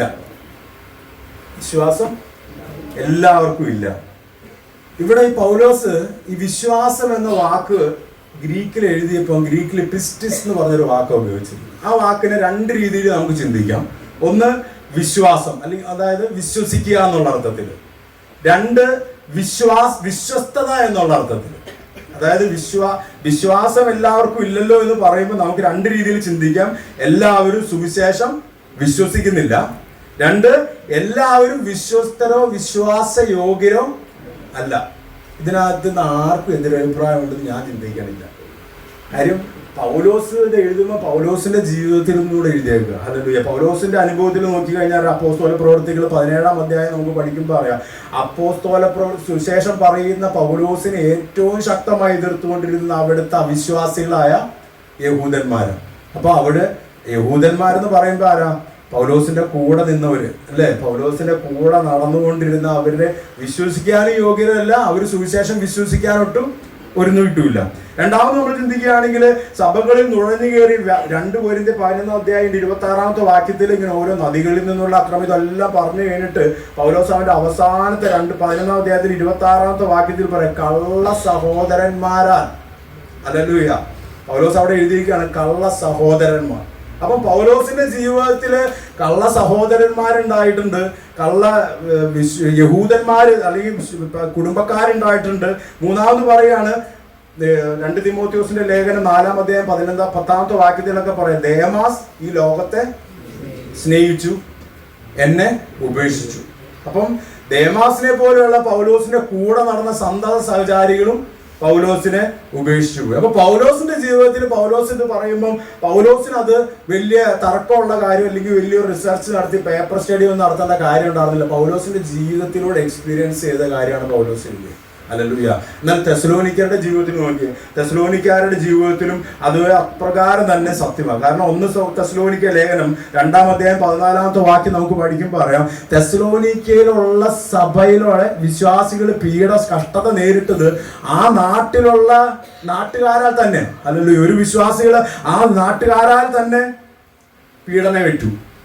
2 തെസ്സലോനിക്ക ലേഖനം 3-ാം അധ്യായം നമ്മളിന്ന് വായിച്ചുകൊണ്ടിരിക്കുന്ന അധ്യായത്തിന് 6 മുതലുള്ള വാക്യങ്ങൾ വായിക്കുമ്പോൾ അവിടെ പറയാ, ചില അംഗങ്ങൾ അലസരും വിഘടതാകാരികൾ അല്ലെങ്കിൽ വിഘടന മനോഭാവമുള്ള ആൾക്കാരുമായിട്ടാണ്, വിഭാഗീയ മനോഭാവത്തോടു കൂടിയാണ് പൗലോസിന്റെ കൂടെയുള്ള തെസ്സലോനിക്ക സഭയിലുള്ള വിശ്വാസികൾ ജീവിച്ചു പോരുന്നത്. വീണ്ടും വ്യാജ ദുരുപദേഷ്ടാക്കാന്മാർ ദുരുപദേശങ്ങളാൽ തെസ്സലോനിക്ക സഭയെ കൂട്ടിക്കളഞ്ഞു. ഹല്ലേലൂയ. അപ്പൊ അതുകൊണ്ട് തെസ്സലോനിക്ക സഭയ്ക്കും നോക്കുമ്പം ഈ വിശ്വാസയോഗ്യരല്ല, വിശ്വസിക്കാൻ കൊള്ളാത്തവരാണെന്ന് പറയുമ്പം അവർക്കും വേറെ പ്രത്യേകിച്ച് തർക്കങ്ങളൊന്നുമില്ല. ഞാനും ചോദിച്ചോട്ടെ, നമ്മുടെ ജീവിതത്തോടൊന്ന് ചേർത്ത് വെച്ചാൽ എന്തെങ്കിലും മാറ്റി പറയാനുണ്ടോ? എല്ലാവരും സുവിശേഷം വിശ്വസിക്കുന്നു, എല്ലാവരും വിശ്വാസയോഗ്യരാണോ? നമ്മുടെ ചങ്ക് ബ്രോ എന്നൊക്കെ പറയും ഞങ്ങൾ. ഈ ചങ്ക് ബ്രോസ് വരെ തക്കം കിട്ടിയ ചതിച്ചിട്ട് പോകും ഇല്ലേ? എൻ്റെ അനുഭവത്തിലുണ്ട്, നിങ്ങളുടെ അനുഭവത്തിലും ഉണ്ടാവും എന്നുള്ളത് എനിക്ക് നല്ല നിശ്ചയം. അപ്പം നമ്മൾ ഇന്ന് കാണുന്നത് പോലെ ലോകം അല്ലെങ്കിൽ നമ്മൾ കാണുന്ന എല്ലാവരും വിശ്വാസികളോ അല്ലെങ്കിൽ വിശ്വസിക്കാൻ യോഗ്യരോ അല്ല.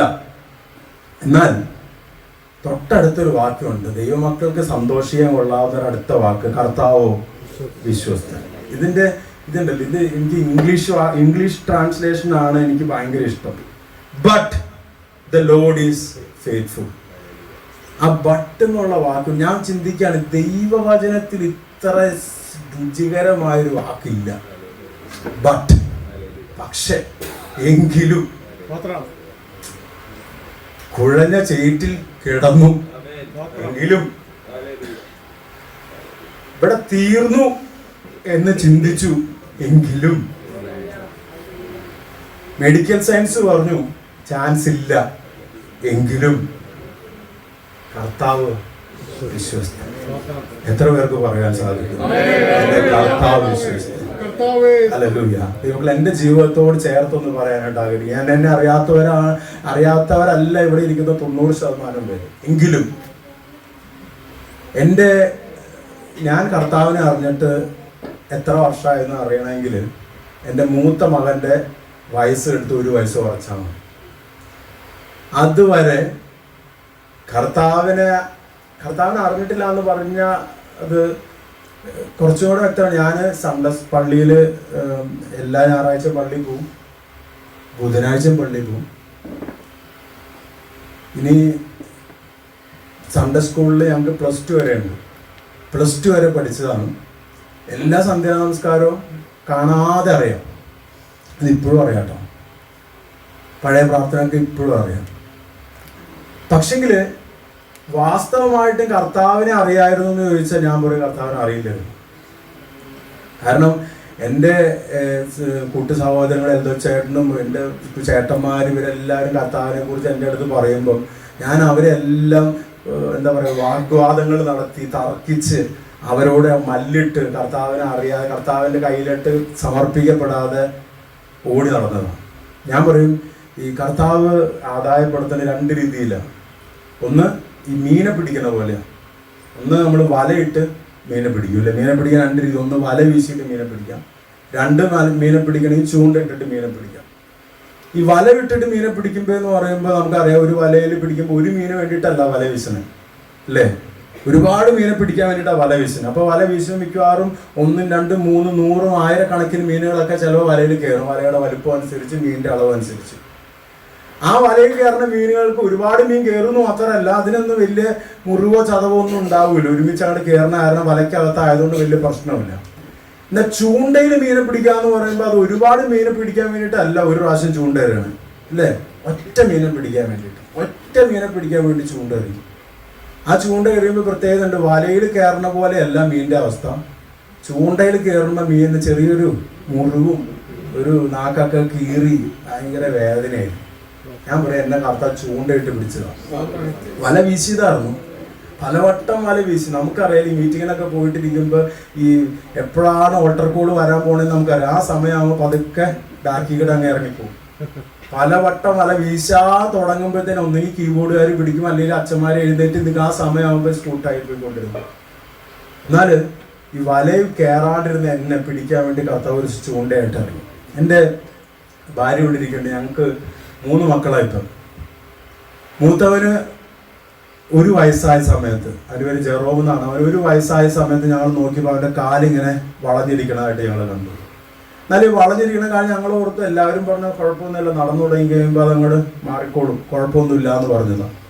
എന്നാലും ഞങ്ങൾ കണ്ടു മുന്നോട്ട് പോകുന്നതോടെ നോക്കിയപ്പോൾ എൻ്റെ കാലിൻ്റെ വളവ് കൂടി വരും. അപ്പം ഞങ്ങളന്ന് ജോലിയോടുള്ള ബന്ധത്തിൽ എറണാകുളത്താണ് താമസിക്കുന്നത്. എറണാകുളത്ത് പത്മജ വേണുഗോപാലിൻ്റെ ഹസ്ബൻഡ് ഉണ്ട്, ഡോക്ടർ വേണുഗോപാൽ. നമ്മൾ തൊട്ടടുത്തായതുകൊണ്ട് ഞങ്ങൾ ഡോക്ടർ വേണുഗോപാലിനെ പോയി കാണാൻ പോയി.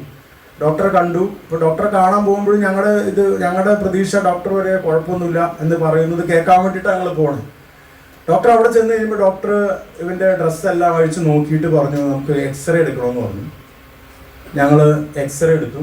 എക്സ്റേ എടുത്തിട്ട് ഡോക്ടറെ അടുത്ത് ചെന്ന് ഡോക്ടർ എക്സ്റേ നോക്കിയിട്ട് പറഞ്ഞു ഞങ്ങൾക്ക് ബ്ലഡും കൂടെ ടെസ്റ്റ് ചെയ്യണമെന്ന് പറഞ്ഞു. ഇതുപോലെ അതുവരെ നമുക്കങ്ങനെ വലിയ ടെൻഷനോ അങ്ങനെ ഒരു പ്രശ്നമൊന്നുമില്ല. പക്ഷെ ഇതൊക്കെ എക്സ്റേ എടുത്തു ബ്ലഡും ടെസ്റ്റ് ചെയ്യണമെന്ന് പറഞ്ഞപ്പോൾ ഞങ്ങളൊന്ന് പതറി. ഡോക്ടർ ബ്ലഡ് ടെസ്റ്റ് ചെയ്യാൻ പറഞ്ഞത് ആൽക്കലൈൻ ഫോസ്ഫേറ്റ് എന്നുള്ളൊരു കണ്ടന്റാണ് ടെസ്റ്റ് ചെയ്യാൻ പറഞ്ഞത് ബ്ലഡിൽ.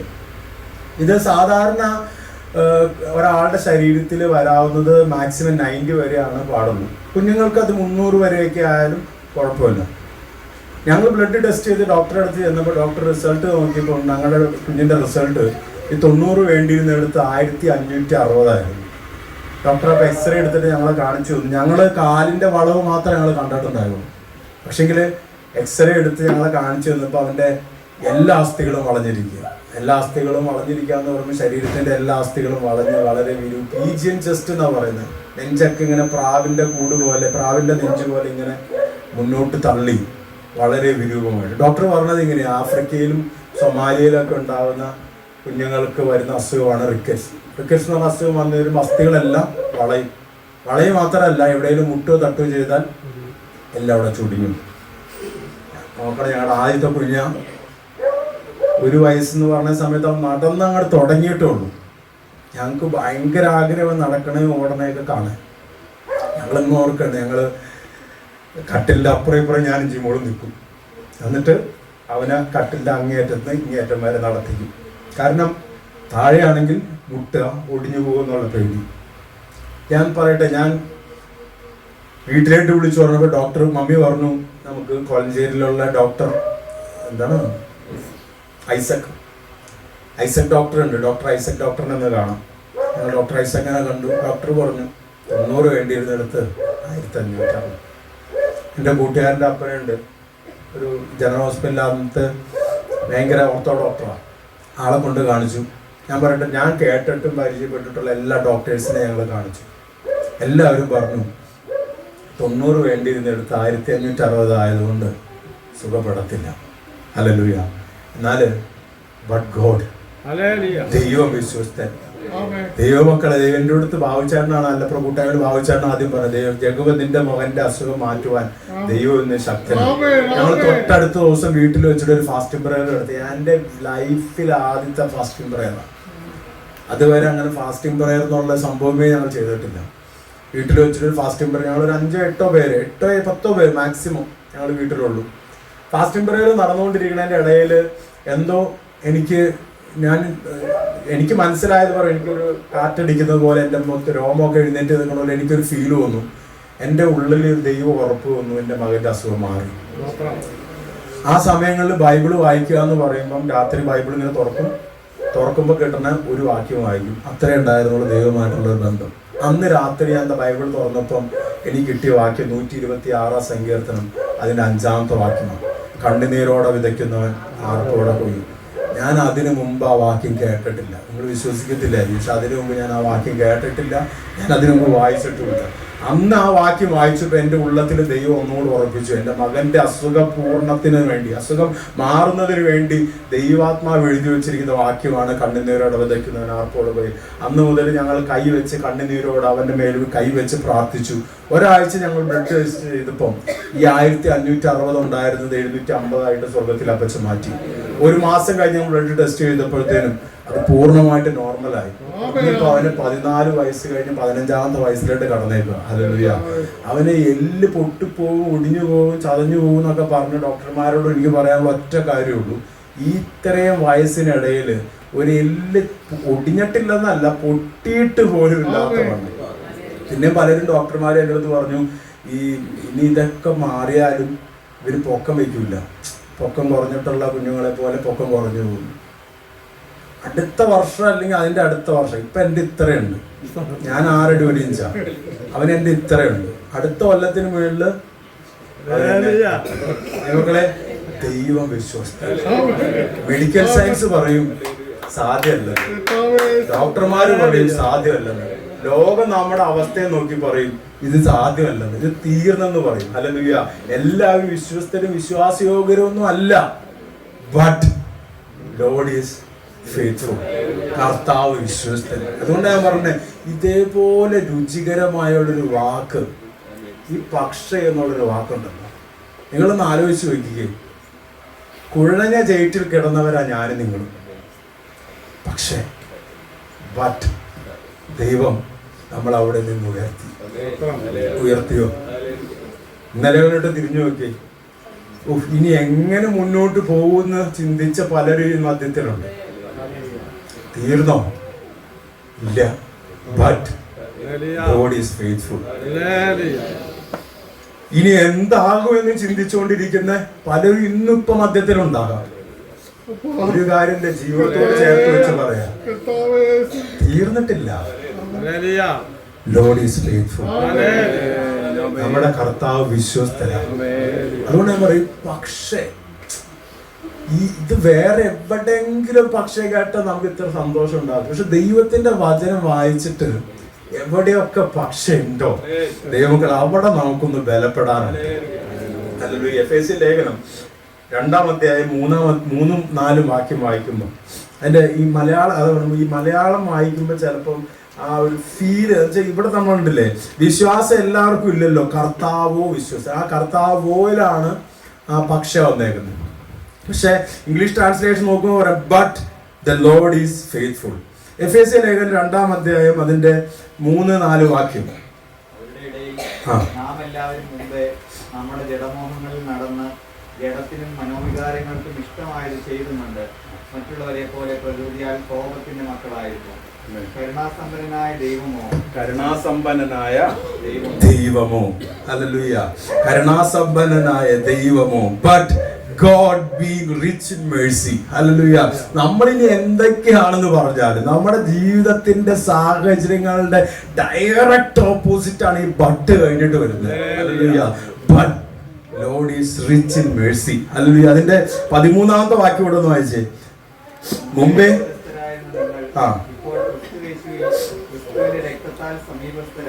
മുമ്പേ നമ്മള് ദൂരസ്ഥരായിരുന്നു. But now in Christ, നമ്മൾ ഇപ്പോൾ ക്രിസ്തുവിൽ സമീപസ്ഥരായി തീർന്നിരിക്കുന്നു. Hallelujah.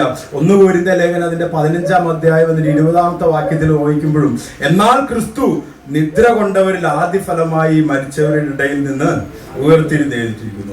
But now Christ has been raised from the dead. Hallelujah. പക്ഷേ നമ്മുടെ ജീവിതം അവിടെ തീർന്നു എന്ന് പറയുമ്പോഴും അവിടെ നിന്ന് ഉയർത്തെഴുന്നേൽപ്പിക്കുന്ന ഒരു ദൈവത്തിന്റെ ശക്തി നമ്മുടെ ഇടയിൽ ഇന്നും വ്യാപരിക്കും. റോമാലേഖനം അതിന്റെ 5-ാം അധ്യായം അതിന്റെ 8-ാമത്തെ വാക്യത്തിൽ പറയാം, ക്രിസ്തുവോ നാം പാപികളായിരിക്കുമ്പോൾ തന്നെ നമുക്ക് വേണ്ടി മരിക്കുകയാണ്. ദൈവം തനിക്ക് നമ്മോടുള്ള സ്നേഹത്തെ പ്രദർശിപ്പിക്കുക. ക്രിസ്തുവോ നമ്മൾ പാപികളായിരിക്കുമ്പോൾ തന്നെ, അതായത് നമ്മൾ പാപികൾ തന്നെ, നമ്മൾ പാപത്തിന്റെ കുണ്ടിൽ തന്നെ, hallelujah, but Lord is faithful, but God demonstrate his love. Hallelujah. കർത്താവിന്റെ സ്നേഹം നമ്മളെ ആലോചിച്ച് നോക്കണേ. ആ കുഴഞ്ഞ ചേറ്റിൽ നമ്മൾ കിടക്കുക, അപ്പോഴും സ്നേഹവാനായ ദൈവം, കരുണാസമ്പന്നനായ ദൈവം, മഹാദയാലുവായ ദൈവം നമ്മളെ അവിടെ നിന്ന് വേണ്ടെടുത്തു. ഹല്ലേലൂയ. അതുകൊണ്ടാണ് പറഞ്ഞത് ആ ബട്ട് ഗോഡ് മുന്നോട്ടുള്ള സകല വഴികളും അവിടെ നീക്കുകയായിരിക്കും. But God is faithful. ഹല്ലേലൂയ. കർത്താവ് വിശ്വസ്തൻ. ഇവനെ പോലെ ഒരു വിശ്വസ്തൻ നമുക്ക് പറയാൻ പറ്റത്തില്ല, ഒരുത്തനും ഉണ്ടാകത്തില്ല. നമ്മളിനി ആരൊക്കെ പറയാണ്, നമ്മുടെ കൂട്ടുകാരായിക്കോട്ടെ, കുടുംബക്കാരായിക്കോട്ടെ, കൂടെ ജോലി ചെയ്യുന്നവരായിക്കോട്ടെ, ചർച്ചിലെ പാസ്റ്റർമാരായിക്കോട്ടെ, അച്ഛന്മാരായിക്കോട്ടെ, നമ്മളൊക്കെ ഓർക്കും വിശ്വസ്തനാകുന്നു. പക്ഷെ ഒരു നാൾ, ഒരു നിമിഷം ചിലപ്പോൾ നമ്മളെ, എന്നാൽ ദൈവം വിശ്വസ്തൻ. ഹല്ലേലൂയ. കർത്താവിനെ പോലൊരു വിശ്വസ്തൻ. ഈ കർത്താവ് വിശ്വസ്തൻ എന്ന് പറയുമ്പോണ്ടല്ലോ, നമ്മളൊന്ന് ഒരു കാര്യം മനസ്സിലാക്കിക്കോണം. He's faithful in person. അതായത് ദൈവമായിരിക്കെ തന്നെ എന്ന് പറയില്ല. അതുപോലെ ദൈവത്തിന്റെ ഒരു ക്യാരക്ടറാണ് എന്ത്? വിശ്വസ്തത എന്ന് പറയുന്നത്. ഇത് വിശ്വസ്തത ഇല്ല. ആ ദൈവം എന്ന് പറയുമ്പോൾ നമ്മൾ ആണ് പെണ്ണെന്നൊക്കെ പറയില്ലേ, അപ്പൊ നമ്മൾ മനുഷ്യനെ ക്രമീകരിക്കൂലേ എന്ന് പറയുന്നത് പോലെ തന്നെയാണ് ദൈവം എന്ന് പറയുമ്പം വിശ്വസ്തത എന്നുള്ളത്. നമ്മൾ ദൈവവചനത്തിൽ പറയുന്നുണ്ട് ദൈവം സ്നേഹം തന്നെ എന്ന്, അല്ലേ? അതേ ടേമിൽ തന്നെ ഒന്ന് മനസ്സിലാക്കി നോക്കി. ദൈവം വിശ്വസ്തൻ. ഈ ദൈവം വിശ്വസ്തൻ എന്ന് പറയുമ്പോണ്ടല്ലോ, ഈ ബട്ടിന് മുമ്പുള്ളത് നോക്കിയിട്ടല്ല, അതായത് എന്റെയും നിന്റെയും വിശ്വാസ്യത നോക്കിയിട്ടല്ല ദൈവം വിശ്വസ്തതയാണ്. ഇനി ഞാനും നിങ്ങളും വിശ്വസ്തനല്ലെങ്കിലും ദൈവം ഇതിനകത്തിട്ട് കയറി ഉറയ്ക്കാനുണ്ടല്ലോ, ഇച്ചിരി പാടാണ്. ഇത് പറയുമ്പോൾ തന്നെ ഞാൻ പറഞ്ഞോട്ടെ, നമ്മൾ ദൈവം വിശ്വസ്തനാണെന്ന് പറഞ്ഞോണ്ട് എന്ന് വെച്ച് നമുക്ക് എന്തും കാട്ടി ഇന്ന് തോന്നിവാസം കാട്ടി നടക്കാമെന്നുള്ള അർത്ഥത്തിലല്ല ഞാൻ പറയുന്നത്. പക്ഷെ ദൈവം വിശ്വസ്തൻ എന്ന് പറയുമ്പം എൻ്റെ നിങ്ങളുടെ വിശ്വാസ്യതയോട് ബേസിലല്ല എൻ്റെ ദൈവം വിശ്വസ്തനാകുന്നത്. കാരണം എൻ്റെ ദൈവമായിരിക്കുക വിശ്വസ്തനായതുകൊണ്ടാണ് അവൻ ദൈവമായിട്ടിരിക്കുന്നത്. കർത്താവ് വിശ്വസ്തൻ.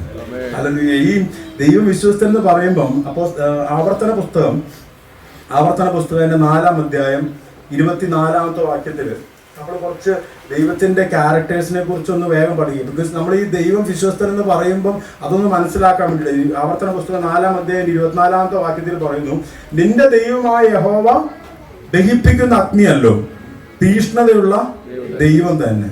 അവിടെ പറയാണ് ദൈവം ദഹിപ്പിക്കുന്ന അഗ്നി, തീഷ്ണതയുള്ള ദൈവം. അതിന്റെ തന്നെ 31-ാമത്തെ വാക്യത്തിൽ പറയാം, നിന്റെ ദൈവമായ യഹോവ കരുണയുള്ള ദൈവമല്ലോ, അവൻ നിന്നെ ഉപേക്ഷിക്കുകയില്ല, നശിപ്പിക്കുകയില്ല, നിന്റെ പിതാക്കന്മാരോട് സത്യം ചെയ്തിട്ടുള്ള നിന്റെ നിയമം മറക്കുകയില്ല. അപ്പൊ നിന്റെ ദൈവം യഹോവ ദഹിപ്പിക്കുന്ന അഗ്നി, തീഷ്ണതയുള്ള ദൈവം, നിന്റെ ദൈവമായ യഹോവ കരുണയുള്ള ദൈവം. 116-ാം സങ്കീർത്തനം അതിന്റെ 5-ാമത്തെ വാക്യത്തിൽ പറയാ, യഹോവ കൃപയും നീതിയുമുള്ളവൻ, നമ്മുടെ ദൈവം കരുണയുള്ളവൻ തന്നെ. ഹല്ലേലൂയ. ഇതെല്ലാം ദൈവത്തിന്റെ ക്യാരക്ടേഴ്സ് ആണ് കേട്ടോ പറയുന്നത്. യഹോവ കൃപയും നീതിയുമുള്ളവൻ, നമ്മുടെ ദൈവം കരുണയുള്ളവൻ തന്നെ. യോഹന്നാൻ 3-ാം അധ്യായം 33-ാമത്തെ വാക്യത്തിൽ പറയുന്നു, അവന്റെ സാക്ഷ്യം കൈക്കൊള്ളുന്നവൻ ദൈവം സത്യവാൻ എന്നുള്ളതിന് മുദ്രയിടുന്നു. അപ്പൊ ദൈവം സത്യവാൻ. 4-ാം അധ്യായം യോഹന്നാൻ സുവിശേഷം 4-ാം അധ്യായം 24-ാമത്തെ വാക്യത്തിൽ പറയാ, ദൈവം ആത്മാവാകുന്നു. ഹല്ലേലൂയ. അപ്പം ദൈവം ആത്മാവാകുന്നു. 1 യോഹന്നാൻ അതിന്റെ 1-ാം അധ്യായം 5-ാമത്തെ വാക്യത്തിൽ പറയുന്നു, ദൈവം വെളിച്ചമാകുന്നു. 4-ാം അധ്യായം അതിന്റെ 8-ാമത്തെ വാക്യത്തിൽ പറയുന്നു, സ്നേഹിക്കാത്തവൻ ദൈവത്തെ അറിഞ്ഞിട്ടില്ല, ദൈവം സ്നേഹം തന്നെ. അല്ലല്ലോ, ഇതെല്ലാം ദൈവത്തിന്റെ ക്യാരക്ടേഴ്സ്. നെഹൂം പ്രവാചകന്റെ പുസ്തകം 1-ാം അധ്യായം അതിന്റെ 7-ാം വാക്യത്തിൽ പറയുക, യഹോവ നല്ലവനും കഷ്ടദിവസത്തിൽ ശരണവുമാകുന്നു. അല്ലല്ലോ, അപ്പൊ യഹോവ നല്ലവൻ. അല്ലല്ലോ. എന്നാൽ ഇന്ന് നമ്മൾ വായിച്ച വേദഭാഗത്ത് പറയുകയാണ് കർത്താവ് വിശ്വസ്തൻ. അതായത് ഈ വിശ്വസ്തൻ എന്ന് പറയുമ്പോൾ നമ്മുടെ ജീവിതത്തോടൊന്ന് ചേർത്ത് വെച്ച് നോക്കിയാൽ നമ്മുടെ ഇന്നത്തെ കാലഘട്ടത്തിൽ വിശ്വസ്തൻ എന്ന് പറഞ്ഞാൽ വിശ്വസിക്കാൻ കൊള്ളാവുന്നവനാണ് വിശ്വസ്തൻ, പറഞ്ഞ കാര്യം ചെയ്യുന്നവനാണ് വിശ്വസ്തൻ, കള്ളത്തരം കാട്ടാത്തവനാണ് വിശ്വസ്തൻ. അങ്ങനെയെങ്കിൽ നമ്മുടെ കർത്താവ് വിശ്വസ്തൻ എന്ന് പറയുമ്പോൾ അത് അങ്ങനെ തന്നെ. അല്ലല്ലോ, അതുകൊണ്ടാണ് വെളിപ്പാട് പുസ്തകം 3-ാം അധ്യായം അതിന്റെ 14-ാമത്തെ വാക്യത്തിൽ പറയുന്ന ഒരു കാര്യമുണ്ട്. ലവോദിക്ക സഭയിൽ ദൂതൻ എഴുതി, വിശ്വസ്തനും സത്യവാനുമായ സാക്ഷിയായ ദൈവ സൃഷ്ടിയുടെ ആരംഭമായ ആമേൻ എന്നുള്ളവൻ. ആമേൻ എന്നുള്ളവൻ എന്ന് പറയുമ്പോൾ അങ്ങനെ തന്നെ സത്യം. അതിനകത്ത് വ്യത്യാസമില്ല. ദൈവം വിശ്വസ്തൻ എന്ന് പറയുമ്പോൾ അതിനകത്തൊരു മാറ്റമോ ഒരു കളങ്കമോ ഒന്നും മിക്സ് ചെയ്യാനില്ലെന്ന്. ആമേൻ, അങ്ങനെ തന്നെ ഉള്ളവൻ. മാലാഖി പ്രവാചകൻ 3-ാം അധ്യായം 6-ാമത്തെ വാക്യത്തിൽ പറയാ, യഹോവയായ ഞാൻ മാറാത്തവൻ, അതുകൊണ്ട് യാക്കോബിന്റെ പുത്രന്മാരെ നിങ്ങൾ മുടിഞ്ഞു പോകാതിരിക്കുന്നു. ഇബ്രായ ലേഖനത്തിന്റെ 13-ാം അധ്യായത്തിന്റെ 8-ാമത്തെ വാക്യം നമുക്ക് എല്ലാവർക്കും അറിയാവുന്ന വാക്യം, യേശു ക്രിസ്തു ഇന്നലെയും ഇന്നും എന്നേക്കും അനന്യം തന്നെ. ഹല്ലേലൂയ. ഈ ദൈവമാണ് മാറ്റമില്ലാത്തൊരു ദൈവം. ഹല്ലേലൂയ. ഈ ദൈവമാണ് വിശ്വസ്തനായ ഒരു ദൈവം. ജീവിതത്തിന്റെ സാഹചര്യങ്ങൾ ഏതുമായിക്കോട്ടെ, ഏത് സാഹചര്യങ്ങളിൽ കൂടി ആയിക്കോട്ടെ, നമ്മൾ പിന്മാറ്റത്തിന്റെ അവസ്ഥയിലോട്ട് ചിലപ്പോൾ പോയിട്ടുണ്ടായേക്കാം, നമ്മൾ കർത്താവിനെ അറിയാതിരിക്കുന്ന അവസരങ്ങൾ ഉണ്ടായിട്ടുണ്ടാകാം, നമ്മുടെ ജീവിതത്തിൽ ഇനി മുന്നോട്ട് എങ്ങനെയെന്ന് ചിന്തിച്ചിരിക്കുന്ന അവസ്ഥ ഉണ്ടായിരുന്നിരിക്കാം. എന്നാലും ദൈവമക്കളെ, നമ്മൾ ഇന്ന് ഒന്ന് ഉറക്കണം. ഇന്ന് ഞാൻ പറഞ്ഞു, ഒന്നും മനസ്സിലായില്ലെങ്കിൽ ഒറ്റ കാര്യം ഉറച്ചാൽ മതി, but Lord is faithful. Hallelujah. ദൈവമക്കളെ, ദൈവം വിശ്വസ്തൻ. എനിക്കറിയത്തില്ല ഇത്രയും വലിയ മീറ്റിങ്ങുകളിൽ എന്തിനാ എന്നെ വിളിച്ച് പ്രസംഗിപ്പിക്കുന്നത് എനിക്കറിയത്തില്ല. പക്ഷേ ദൈവം എന്ന് പലരോടും ആരോടെങ്കിലും ഇന്ന് പറയാനുണ്ടോ? ദൈവം വിശ്വസ്തൻ. ഇത് നമ്മളൊന്ന് ഉറച്ചാണ്ടല്ലോ. പിന്നെ എൻ്റെ അടുത്ത് ജീമോൾ ഇടയ്ക്ക് ചോദിക്കും, നിങ്ങൾക്ക് എങ്ങനെ ടെൻഷൻ ഇല്ലാണ്ട് നടക്കാൻ പറ്റും? ജീമോൾ ചോദിക്കും, സ്ട്രെസ്സിൻ്റെ ആയിരിക്കും. ഞാൻ പറയും, എനിക്ക് സ്ട്രെസ് ഇല്ല. ഇതെന്താന്ന് പറയും, ദൈവം എൻ്റെ പാസ്റ്റ് അറിയാവുന്ന പലരും കൂടി ഇരിക്കുന്നു. ഞാൻ ഇങ്ങനെ ഈ ദൈവവചനത്തിൽ എഴുന്നേറ്റ് നിൽക്കാൻ ഒരു ചാൻസും ഞാൻ കണ്ടിട്ടില്ല.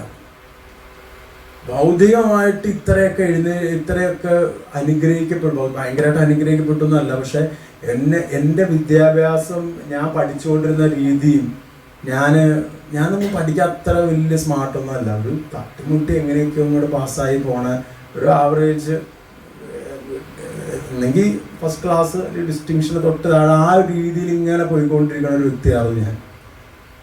എന്നാലും കർത്താവിനെ അറിഞ്ഞു കഴിഞ്ഞപ്പോൾ ഉണ്ടല്ലോ, എൻ്റെ ജീവിതത്തിൽ കർത്താവ്, ഞാൻ ഭൗതികമായി അനുഗ്രഹിച്ചതിനെ കുറിച്ച് പറയാനല്ല ഞാൻ പറയുന്നത്. ഞാൻ പറഞ്ഞ കർത്താവിൻ്റെ വിശ്വസ്തത ഞാൻ പറയുന്നത്. ഒരു യോഗ്യത, ഒരു ചാൻസും ഇല്ലാത്ത സ്ഥലത്തും കർത്താവ് എന്നെ മാനിച്ചു. ഇതെൻ്റെ പ്രവൃത്തി കൊണ്ടോ എൻ്റെ ഒന്നുമല്ല, അവൻ്റെ കൃപ. അതുകൊണ്ടാണ് പറഞ്ഞ കർത്താവ് വിശ്വസ്തൻ. ഇത് നമുക്കൊന്ന് ഉറയ്ക്കാൻ പറ്റിയ, ഇനി എത്ര വലിയ പ്രശ്നമായിക്കോട്ടെ, ഇനിയിപ്പോൾ നാളെ ഇപ്പോൾ ക്യാൻസറാണ് ജേക്കബിനെന്ന് പറഞ്ഞാലും, ജേക്കബിന് ഈ സാധനം ഒന്ന് ഉറച്ചിട്ടുണ്ടെങ്കിലോ, ദൈവം വിശ്വസ്തൻ എന്നുള്ളത് ജേക്കബിനൊന്ന് തലയ്ക്കകത്ത് ഇരുന്നാൽ അത് മതി. ഇനി എത്ര വലിയ പ്രശ്നമാണെങ്കിലും ആ പ്രശ്നത്തിൽ കൂടെ കടന്നു പോകും. അപ്പം he's faithful in his person. ആ ക്യാരക്ടറിൽ കർത്താവ് വിശ്വസ്തനാണ്. രണ്ടാമത്, he's faithful in his promise. ദൈവത്തിന്റെ വാഗ്ദാനങ്ങളിൽ എല്ലാത്തിലും അവൻ വിശ്വസ്തനാണ്. ഹല്ലേലൂയ. ദൈവം വിശ്വസ്തനായതിനാൽ, അതിന്റെ നമ്മൾ ഇന്ന് ചിന്തിച്ചുകൊണ്ടിരിക്കുന്ന വാക്യത്തിന്റെ അതിന്റെ 3-ാമത്തെ വാക്യത്തിൽ പറയാം, കർത്താവ് വിശ്വസ്തൻ, അവൻ നിങ്ങളെ ഉറപ്പിച്ച് ദുഷ്ടന്റെ കയ്യിൽ അകപ്പെടാതെ വണ്ണം കാത്തുകൊള്ളും. ഈ ഉറപ്പിക്കാന്ന് പറഞ്ഞുണ്ടല്ലോ, അത് ഈ ഉറപ്പിക്കാന്ന് പറഞ്ഞാൽ ദൈവവചനത്തിൽ ഉറപ്പിക്കണം. ഈ നമ്മൾ ആദ്യം ലൈറ്റ് ഹൗസിന്റെ കഥ പറഞ്ഞില്ലേ, കാറ്റും കോളൊക്കെ ഉണ്ടാകും. എന്നാൽ ദൈവവചനത്തിന് അടിസ്ഥാനമിട്ട് ഉറച്ചു നിൽക്കുന്ന ഒരു ഭക്തനിന് എത്രയെല്ലാം കാറ്റും കോളും വന്നാലും, എത്രയെല്ലാം പ്രതിസന്ധി വന്നാലും, എത്രയെല്ലാം കഷ്ടങ്ങളിൽ കൂടെ കടന്നു പോകേണ്ടത് വന്നാലും ഭക്തനൊരു ഉറപ്പുണ്ട്, ദൈവം വിശ്വസ്തനായതുകൊണ്ട് എന്നെ ഉറപ്പിക്കും. നമ്മളൊന്ന് കുലുങ്ങാതെ നിൽക്കുന്നുണ്ടെങ്കിൽ ഒറ്റ കാര്യമുള്ളൂ, ദൈവം വിശ്വസ്തനാണെന്നുള്ള ഒരു ഉറപ്പ്. ഹല്ലേലൂയ. രണ്ടാമത്തെ വാക്യം എനിക്ക് ഏറ്റവും ഇഷ്ടം, നിങ്ങളെ ഉറപ്പിച്ച് ദുഷ്ടന്റെ കയ്യിൽ അകപ്പെടാതെ വണ്ണം കാത്തുകൊള്ളും. ഈ കാത്തുകൊള്ളു എന്ന് പറഞ്ഞ വാക്കുണ്ടല്ലോ, നമ്മൾ ചുമ്മാ അങ്ങനെ വായിച്ചു പോകുമ്പോൾ കാത്തുകൊള്ളു എന്ന് പറഞ്ഞാൽ ഞങ്ങൾ വിട്ടേക്കുക. കാത്തുകൊള്ളു എന്ന് പറഞ്ഞാൽ, ഞാൻ കുറച്ചും കൂടി ഒന്ന് അതിൻ്റെ ഇമ്പോർട്ടൻസ് മനസ്സിലാക്കാൻ വേണ്ടി കാവൽ നിൽക്കുക എന്ന് പറയും. അതായത് എനിക്ക് കാവൽ നിൽക്കുന്നത് ഈ അഖിലാണ്ടത്തെ നിർമ്മിച്ച വിശ്വസ്തനായ ദൈവമാണെന്ന് ഭക്തൻ മനസ്സിലാക്കുക. ഇനി അതിന് എത്ര വലിയ കാര്യങ്ങൾ കൂടെ പ്രശ്നത്തിൽ കൂടെ പോണെങ്കിലും ഉണ്ടല്ലോ, ഭക്തനൊരു ഉറപ്പുണ്ട്, ദൈവം എനിക്ക് കാവൽ. ഇനി ഞാൻ ഉറങ്ങിപ്പോയാലും ഉറങ്ങാത്തൊരു ദൈവം എനിക്ക് കാവൽ. വാഹനം ഓടിക്കുമ്പോൾ ഞാൻ മിക്കവാറും കഴിഞ്ഞ കാലം പല സമയങ്ങളിലും രാത്രി നൈറ്റ് ജോലി കഴിഞ്ഞ് എറണാകുളത്ത് ഇങ്ങോട്ട് വരുന്ന സമയത്തൊക്കെ എനിക്ക് നല്ല ഉറപ്പുണ്ട്. കാരണം ചില ജംഗ്ഷനൊക്കെ കടന്നു പോയത് എനിക്ക് ഓർമ്മയില്ല, കാരണം ഞാൻ ഉറങ്ങിപ്പോയിട്ടുണ്ട്. നിങ്ങൾക്കും പലർക്കും വണ്ടി ഓടിക്കുന്ന പലർക്കും അനുഭവം ഉണ്ടായിട്ടുണ്ടാവും. പലപ്പോഴും കണ്ണൊക്കെ ഉറങ്ങിപ്പോയിട്ടുണ്ട്. പക്ഷെ ഉറങ്ങാത്തൊരു ദൈവം നമ്മളെ കാത്തു പരിപാലിക്കുന്നുണ്ട്. ഞാൻ നിങ്ങൾ ഇന്നിവിടെ ആയിരിക്കുന്നത്. ദൈവം കാത്തുകൊള്ളൂ എന്ന് പറയുമ്പോൾ ഉണ്ടല്ലോ, അതിന്റെ അർത്ഥം നമ്മൾ അതേ അർത്ഥത്തിൽ മനസ്സിലാക്കണം. ദൈവം നമുക്ക് കാവൽ നിൽക്കുക. പ്രശ്നങ്ങൾ വരുമ്പോഴും ശത്രു നമ്മുടെ നേരെ അമ്പെയ്യുമ്പോഴും ദൈവം നമ്മുടെ ചുറ്റിനും വേലി കെട്ടി സംരക്ഷിക്കും. ഇയ്യോബിനെ വേലി കെട്ടി സംരക്ഷിക്കും എന്ന് പറഞ്ഞില്ലേ? ആ ഇയ്യോബിനെ വേലി കെട്ടി സംരക്ഷിക്കുന്നത് പോലെ തന്നെ നമ്മളെയും ദൈവം നമ്മൾ കാത്തു പരിപാലിക്കുന്നു എന്ന് പറയുമ്പോൾ ദൈവം നമ്മുടെ ചുറ്റും വേലി കെട്ടി നമ്മളെ കാത്തു പരിപാലിക്കുക. ഹല്ലേലൂയ. എത്ര പേര് അതിൽ വിശ്വസിക്കുന്നുണ്ട്? ഹല്ലേലൂയ. ദൈവം വിശ്വസ്തൻ. 2 കൊരിന്ത്യർ ലേഖനം അതിന്റെ 1-ാം അധ്യായം 20-ാമത്തെ വാക്യത്തിൽ പറയും, ദൈവത്തിന്റെ വാഗ്ദത്തങ്ങൾ എത്ര ഉണ്ടെങ്കിലും അവനിൽ ഉവ്വ് എന്നത്രേ. അതുകൊണ്ട് ഞങ്ങളാൽ ദൈവത്തിന് മഹത്വം ഉണ്ടാകുമാറ് അവനിൽ ആമേൻ എന്നും തന്നെ. എത്ര വാഗ്ദത്തങ്ങൾ ഉണ്ടെങ്കിലും, ദൈവത്തിന്റെ വചനത്തിൽ എത്ര വാഗ്ദത്തങ്ങൾ തന്നിട്ടുണ്ടെങ്കിലും അതെല്ലാം അവന് ഉവ്വ്. നോക്കാമെന്നുള്ളൊരു വാഗ്ദത്തം ഒന്നുമില്ല. ഞാൻ ട്രൈ ചെയ്ത് നോക്കാമെന്നുള്ളൊരു വാഗ്ദത്തം ഒന്നും ദൈവത്തിനില്ല. ദൈവം പറഞ്ഞ അതുണ്ട്. മെഡിക്കൽ സയൻസ് നോക്കുമ്പോൾ ചാൻസ് ഉണ്ടാകത്തില്ലായിരിക്കും. ബാങ്ക് ബാലൻസ് നോക്കുമ്പോൾ ചിലപ്പോൾ ചാൻസ് ഉണ്ടാകത്തില്ലായിരിക്കും. സാഹചര്യം നോക്കുമ്പോൾ ചാൻസ് ഉണ്ടാകത്തില്ലായിരിക്കും. പക്ഷെ ദൈവം പറഞ്ഞ വാഗ്ദത്തമാണോ? അത് ഉവ്വ്. അതിനകത്ത് ഇനി വേറെ ആരെല്ലാം വന്ന് സാഹചര്യങ്ങളും പലപ്പോഴും നമ്മുടെ നമുക്കറിയാം ദൈവം തന്ന വാഗ്ദത്തമാണെന്നും ദൈവം തന്ന ഉറപ്പാണെന്നെല്ലാം നമുക്കറിയാം. പക്ഷെ ചിലപ്പോഴെല്ലാം നമ്മൾ ലോകത്തിൽ ഈ പത്രോസ് കടലിക്കട നടന്ന പോയാൽ തന്നെ കർത്താവിന്റെ മുഖത്തുനിന്ന് കണ്ണൊന്ന് മാറ്റി കഴിയുമ്പോൾ നമ്മൾ കാറ്റും കോളും കാണുമ്പോൾ അയ്യോ കർത്താവേ. എന്നാലും കർത്താവിനെ ഉറച്ച് കർത്താവിനായിട്ട് മാത്രം നോക്കി നിൽക്കുന്ന ഭക്തനറിയാം അത് ഉവ്വ് എന്ന് തന്നെ.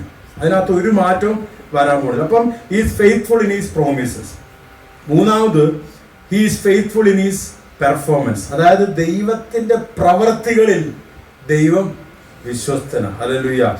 റോമാലേഖനം 4-ാം അധ്യായം 21-ാമത്തെ വാക്യത്തിൽ പറയാം, അവൻ വാഗ്ദത്തം ചെയ്തത് പ്രവർത്തിപ്പാനും ശക്തൻ. ഹല്ലേലൂയ എന്ന് പൂർണ്ണമായി ഉറച്ചു. അതായത് ദൈവം വാഗ്ദാനം കൊടുക്കാൻ മാത്രമല്ല, നമ്മുടെ രാഷ്ട്രീയ പാർട്ടികളുടെ പ്രകടന പത്രിക പോലെ ഇങ്ങനെ വാഗ്ദാനങ്ങൾ കൊടുത്തു പോകുന്നതല്ല. വാഗ്ദാനം കൊടുത്തത് ദൈവമാണെങ്കിൽ, അല്ലെങ്കിൽ വാഗ്ദാനം തന്നത് ദൈവമാണെങ്കിൽ അത് പ്രവർത്തിക്കുവാനും ശക്തനായ ഒരു ദൈവമാണ് നമ്മൾ ആരാധിക്കുന്ന ദൈവം. ഹല്ലേലൂയ. ദൈവത്തിന്റെ വിശ്വസ്തത ഹല്ലേലൂയ വലിയത് തന്നെ. Hallelujah. He is faithful in his person. He is faithful in his promises. He is faithful in his performance. Hallelujah. അവന്റെ ജീവിതത്തിലെ വിശ്വസ്തത എന്നുള്ളത് കർത്താവിന്റെ ജീവിതത്തിലെ ക്യാരക്ടർ തന്നെയാണ് കർത്താവിന്റെ വിശ്വസ്തത. ഹല്ലേലൂയ. അവന്റെ വാഗ്ദാനങ്ങളിൽ അവൻ വിശ്വസ്തനാണ്. ഹല്ലേലൂയ. അവന്റെ പ്രവർത്തനങ്ങളിലും അവൻ വിശ്വസ്തനാണ്. ഹല്ലേലൂയ. ഈ ഫെയ്ത്ത്ഫുൾനെസ് എന്ന് പറയുമ്പോൾ ഈ നമ്മൾ ചിന്തിക്കുമ്പോൾ ഒരു കാര്യം, ദൈവത്തിന്റെ വചനത്തിലൂടെ കടന്നു പോകുമ്പം ആ ദൈവത്തിന്റെ വിശ്വസ്തത എന്നുള്ളത് അൺലിമിറ്റഡ് ആയിട്ടുള്ളൊരു വിശ്വസ്തത. അത് ചെറിയ രീതിയിൽ അളക്കാവുന്നതല്ല. സങ്കീർത്തന പുസ്തകം 36-ാം അധ്യായം സങ്കീർത്തനം 36 അതിന്റെ 5-ാമത്തെ വാക്യത്തിൽ പറയുക, യഹോവേ നിന്റെ ദയ ആകാശത്തോളവും നിന്റെ വിശ്വസ്തത മേഘങ്ങളോളം എത്തുന്നു. അപ്പൊ ദൈവത്തിന്റെ വിശ്വസ്തത എന്നുള്ളത് മേഘങ്ങളോളം എത്തുന്ന ഒരു വിശ്വസ്തതയാണ്. ഹല്ലേലൂയ. ഇനി ദൈവത്തിന്റെ വിശ്വസ്തത എന്നുള്ളത് അൺലിമിറ്റഡ് അൺലിമിറ്റഡ് ആണെന്നുള്ളത് മാത്രമല്ല, അത് ഉതിർന്നു പോകുന്നത് അല്ലെങ്കിൽ അൺഫെയിലിംഗ് ആയിട്ടുള്ളതാണ് ദൈവത്തിന്റെ വിശ്വസ്തത. സങ്കീർത്തനം 89-ാം അധ്യായം അതിന്റെ 33-ാമത്തെ വാക്യത്തിൽ പറയും, എങ്കിലും എന്റെ ദയയെ ഞാൻ അവങ്കൽ നിന്ന് നീക്കിക്കളയുകയില്ല, എന്റെ വിശ്വസ്തതയ്ക്ക് ഭംഗം വരികയുമില്ല. ദൈവത്തിന്റെ വിശ്വസ്തതയ്ക്ക് ഒരു ഭംഗം ഒരുത്തനും പറയാൻ പറ്റത്തില്ല. ദൈവത്തിന്റെ വിശ്വസ്തത ഭംഗം വരുമെന്ന് ഒരുത്തരും പറയാൻ പറ്റത്തില്ല. ഹല്ലേലൂയ. 1 യോഹന്നാൻ 1-ാം അധ്യായത്തിന്റെ 9-ാമത്തെ വാക്യത്തിൽ പറയാം, നമ്മുടെ പാപങ്ങളെ ഏറ്റുപറയുന്നുവെങ്കിൽ അവൻ നമ്മോട് പാപങ്ങളെ ക്ഷമിച്ച് സകല അനീതിയും നീ പോക്കി നമ്മെ ശുദ്ധീകരിക്കുവാൻ തക്കവണ്ണം വിശ്വസ്തനും നീതിമാനുമാകുന്നു. അങ്ങനെയെങ്കിൽ ദൈവത്തിന്റെ വിശ്വസ്തത എന്നുള്ളത് നമ്മുടെ പാപങ്ങളെ ക്ഷമിച്ച് നമ്മളെ നീതീകരിക്കുവാൻ കൊള്ളാകുന്ന ഒരു വിശ്വസ്തനായ ഒരു ദൈവമാണ് നമ്മുടെ ദൈവം. ഹല്ലേലൂയ. അപ്പൊ നമ്മുടെ ദൈവത്തിന്റെ വിശ്വസ്തത എന്നുള്ളത് മേഘങ്ങളോളമുള്ള ഹല്ലേലൂയ അൺലിമിറ്റഡ് ആയിട്ടുള്ള ഒരു വിശ്വസ്തതയാണ് എന്റെ ദൈവത്തിന്റെ വിശ്വസ്തത. അവന്റെ ദൈവത്തിന്റെ വിശ്വസ്തതയ്ക്ക് ഒരു ഭംഗവും വരാതെ അൺഫെയിലിംഗ് ആയിട്ടുള്ള ഒരു വിശ്വസ്തതയാണ് ദൈവത്തിന്റെ വിശ്വസ്തത. ഹല്ലേലൂയ. ദൈവമക്കളെ എല്ലാ ഫെയ്ത്ത്ഫുൾ ഇൻ ഹിസ് പ്രോമിസ്. ഇബ്രായ ലേഖനം 10-ാം അധ്യായം 23-ാമത്തെ വാക്യത്തിൽ പറയുന്നു, പ്രത്യാശയുടെ സ്വീകാരം നാം മുറുകെ പിടിച്ചുകൊള്ളുക, വാഗ്ദത്തം ചെയ്തവൻ വിശ്വസ്തനല്ലോ. ദൈവം വാഗ്ദാത്തങ്ങളിൽ വിശ്വസ്തനായ ദൈവമക്കളെ നമ്മുടെ ജീവിതങ്ങളിൽ കൂടെ നോക്കി, സുഹൃത്തുക്കൾ പരാജയപ്പെട്ടേക്കാം, പക്ഷേ ദൈവം വിശ്വസ്തനാണ്.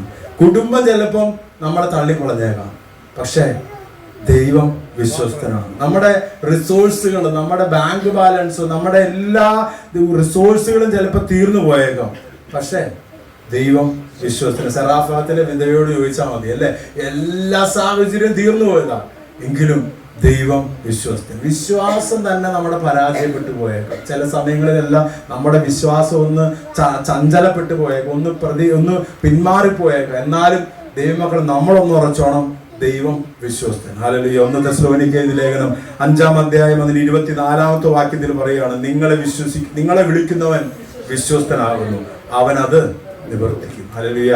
ദൈവമക്കളെ, നമ്മളെ വിളിച്ചിരിക്കുന്ന ദൈവം വിശ്വസ്തനായ ദൈവം. ഹല്ലേലൂയ.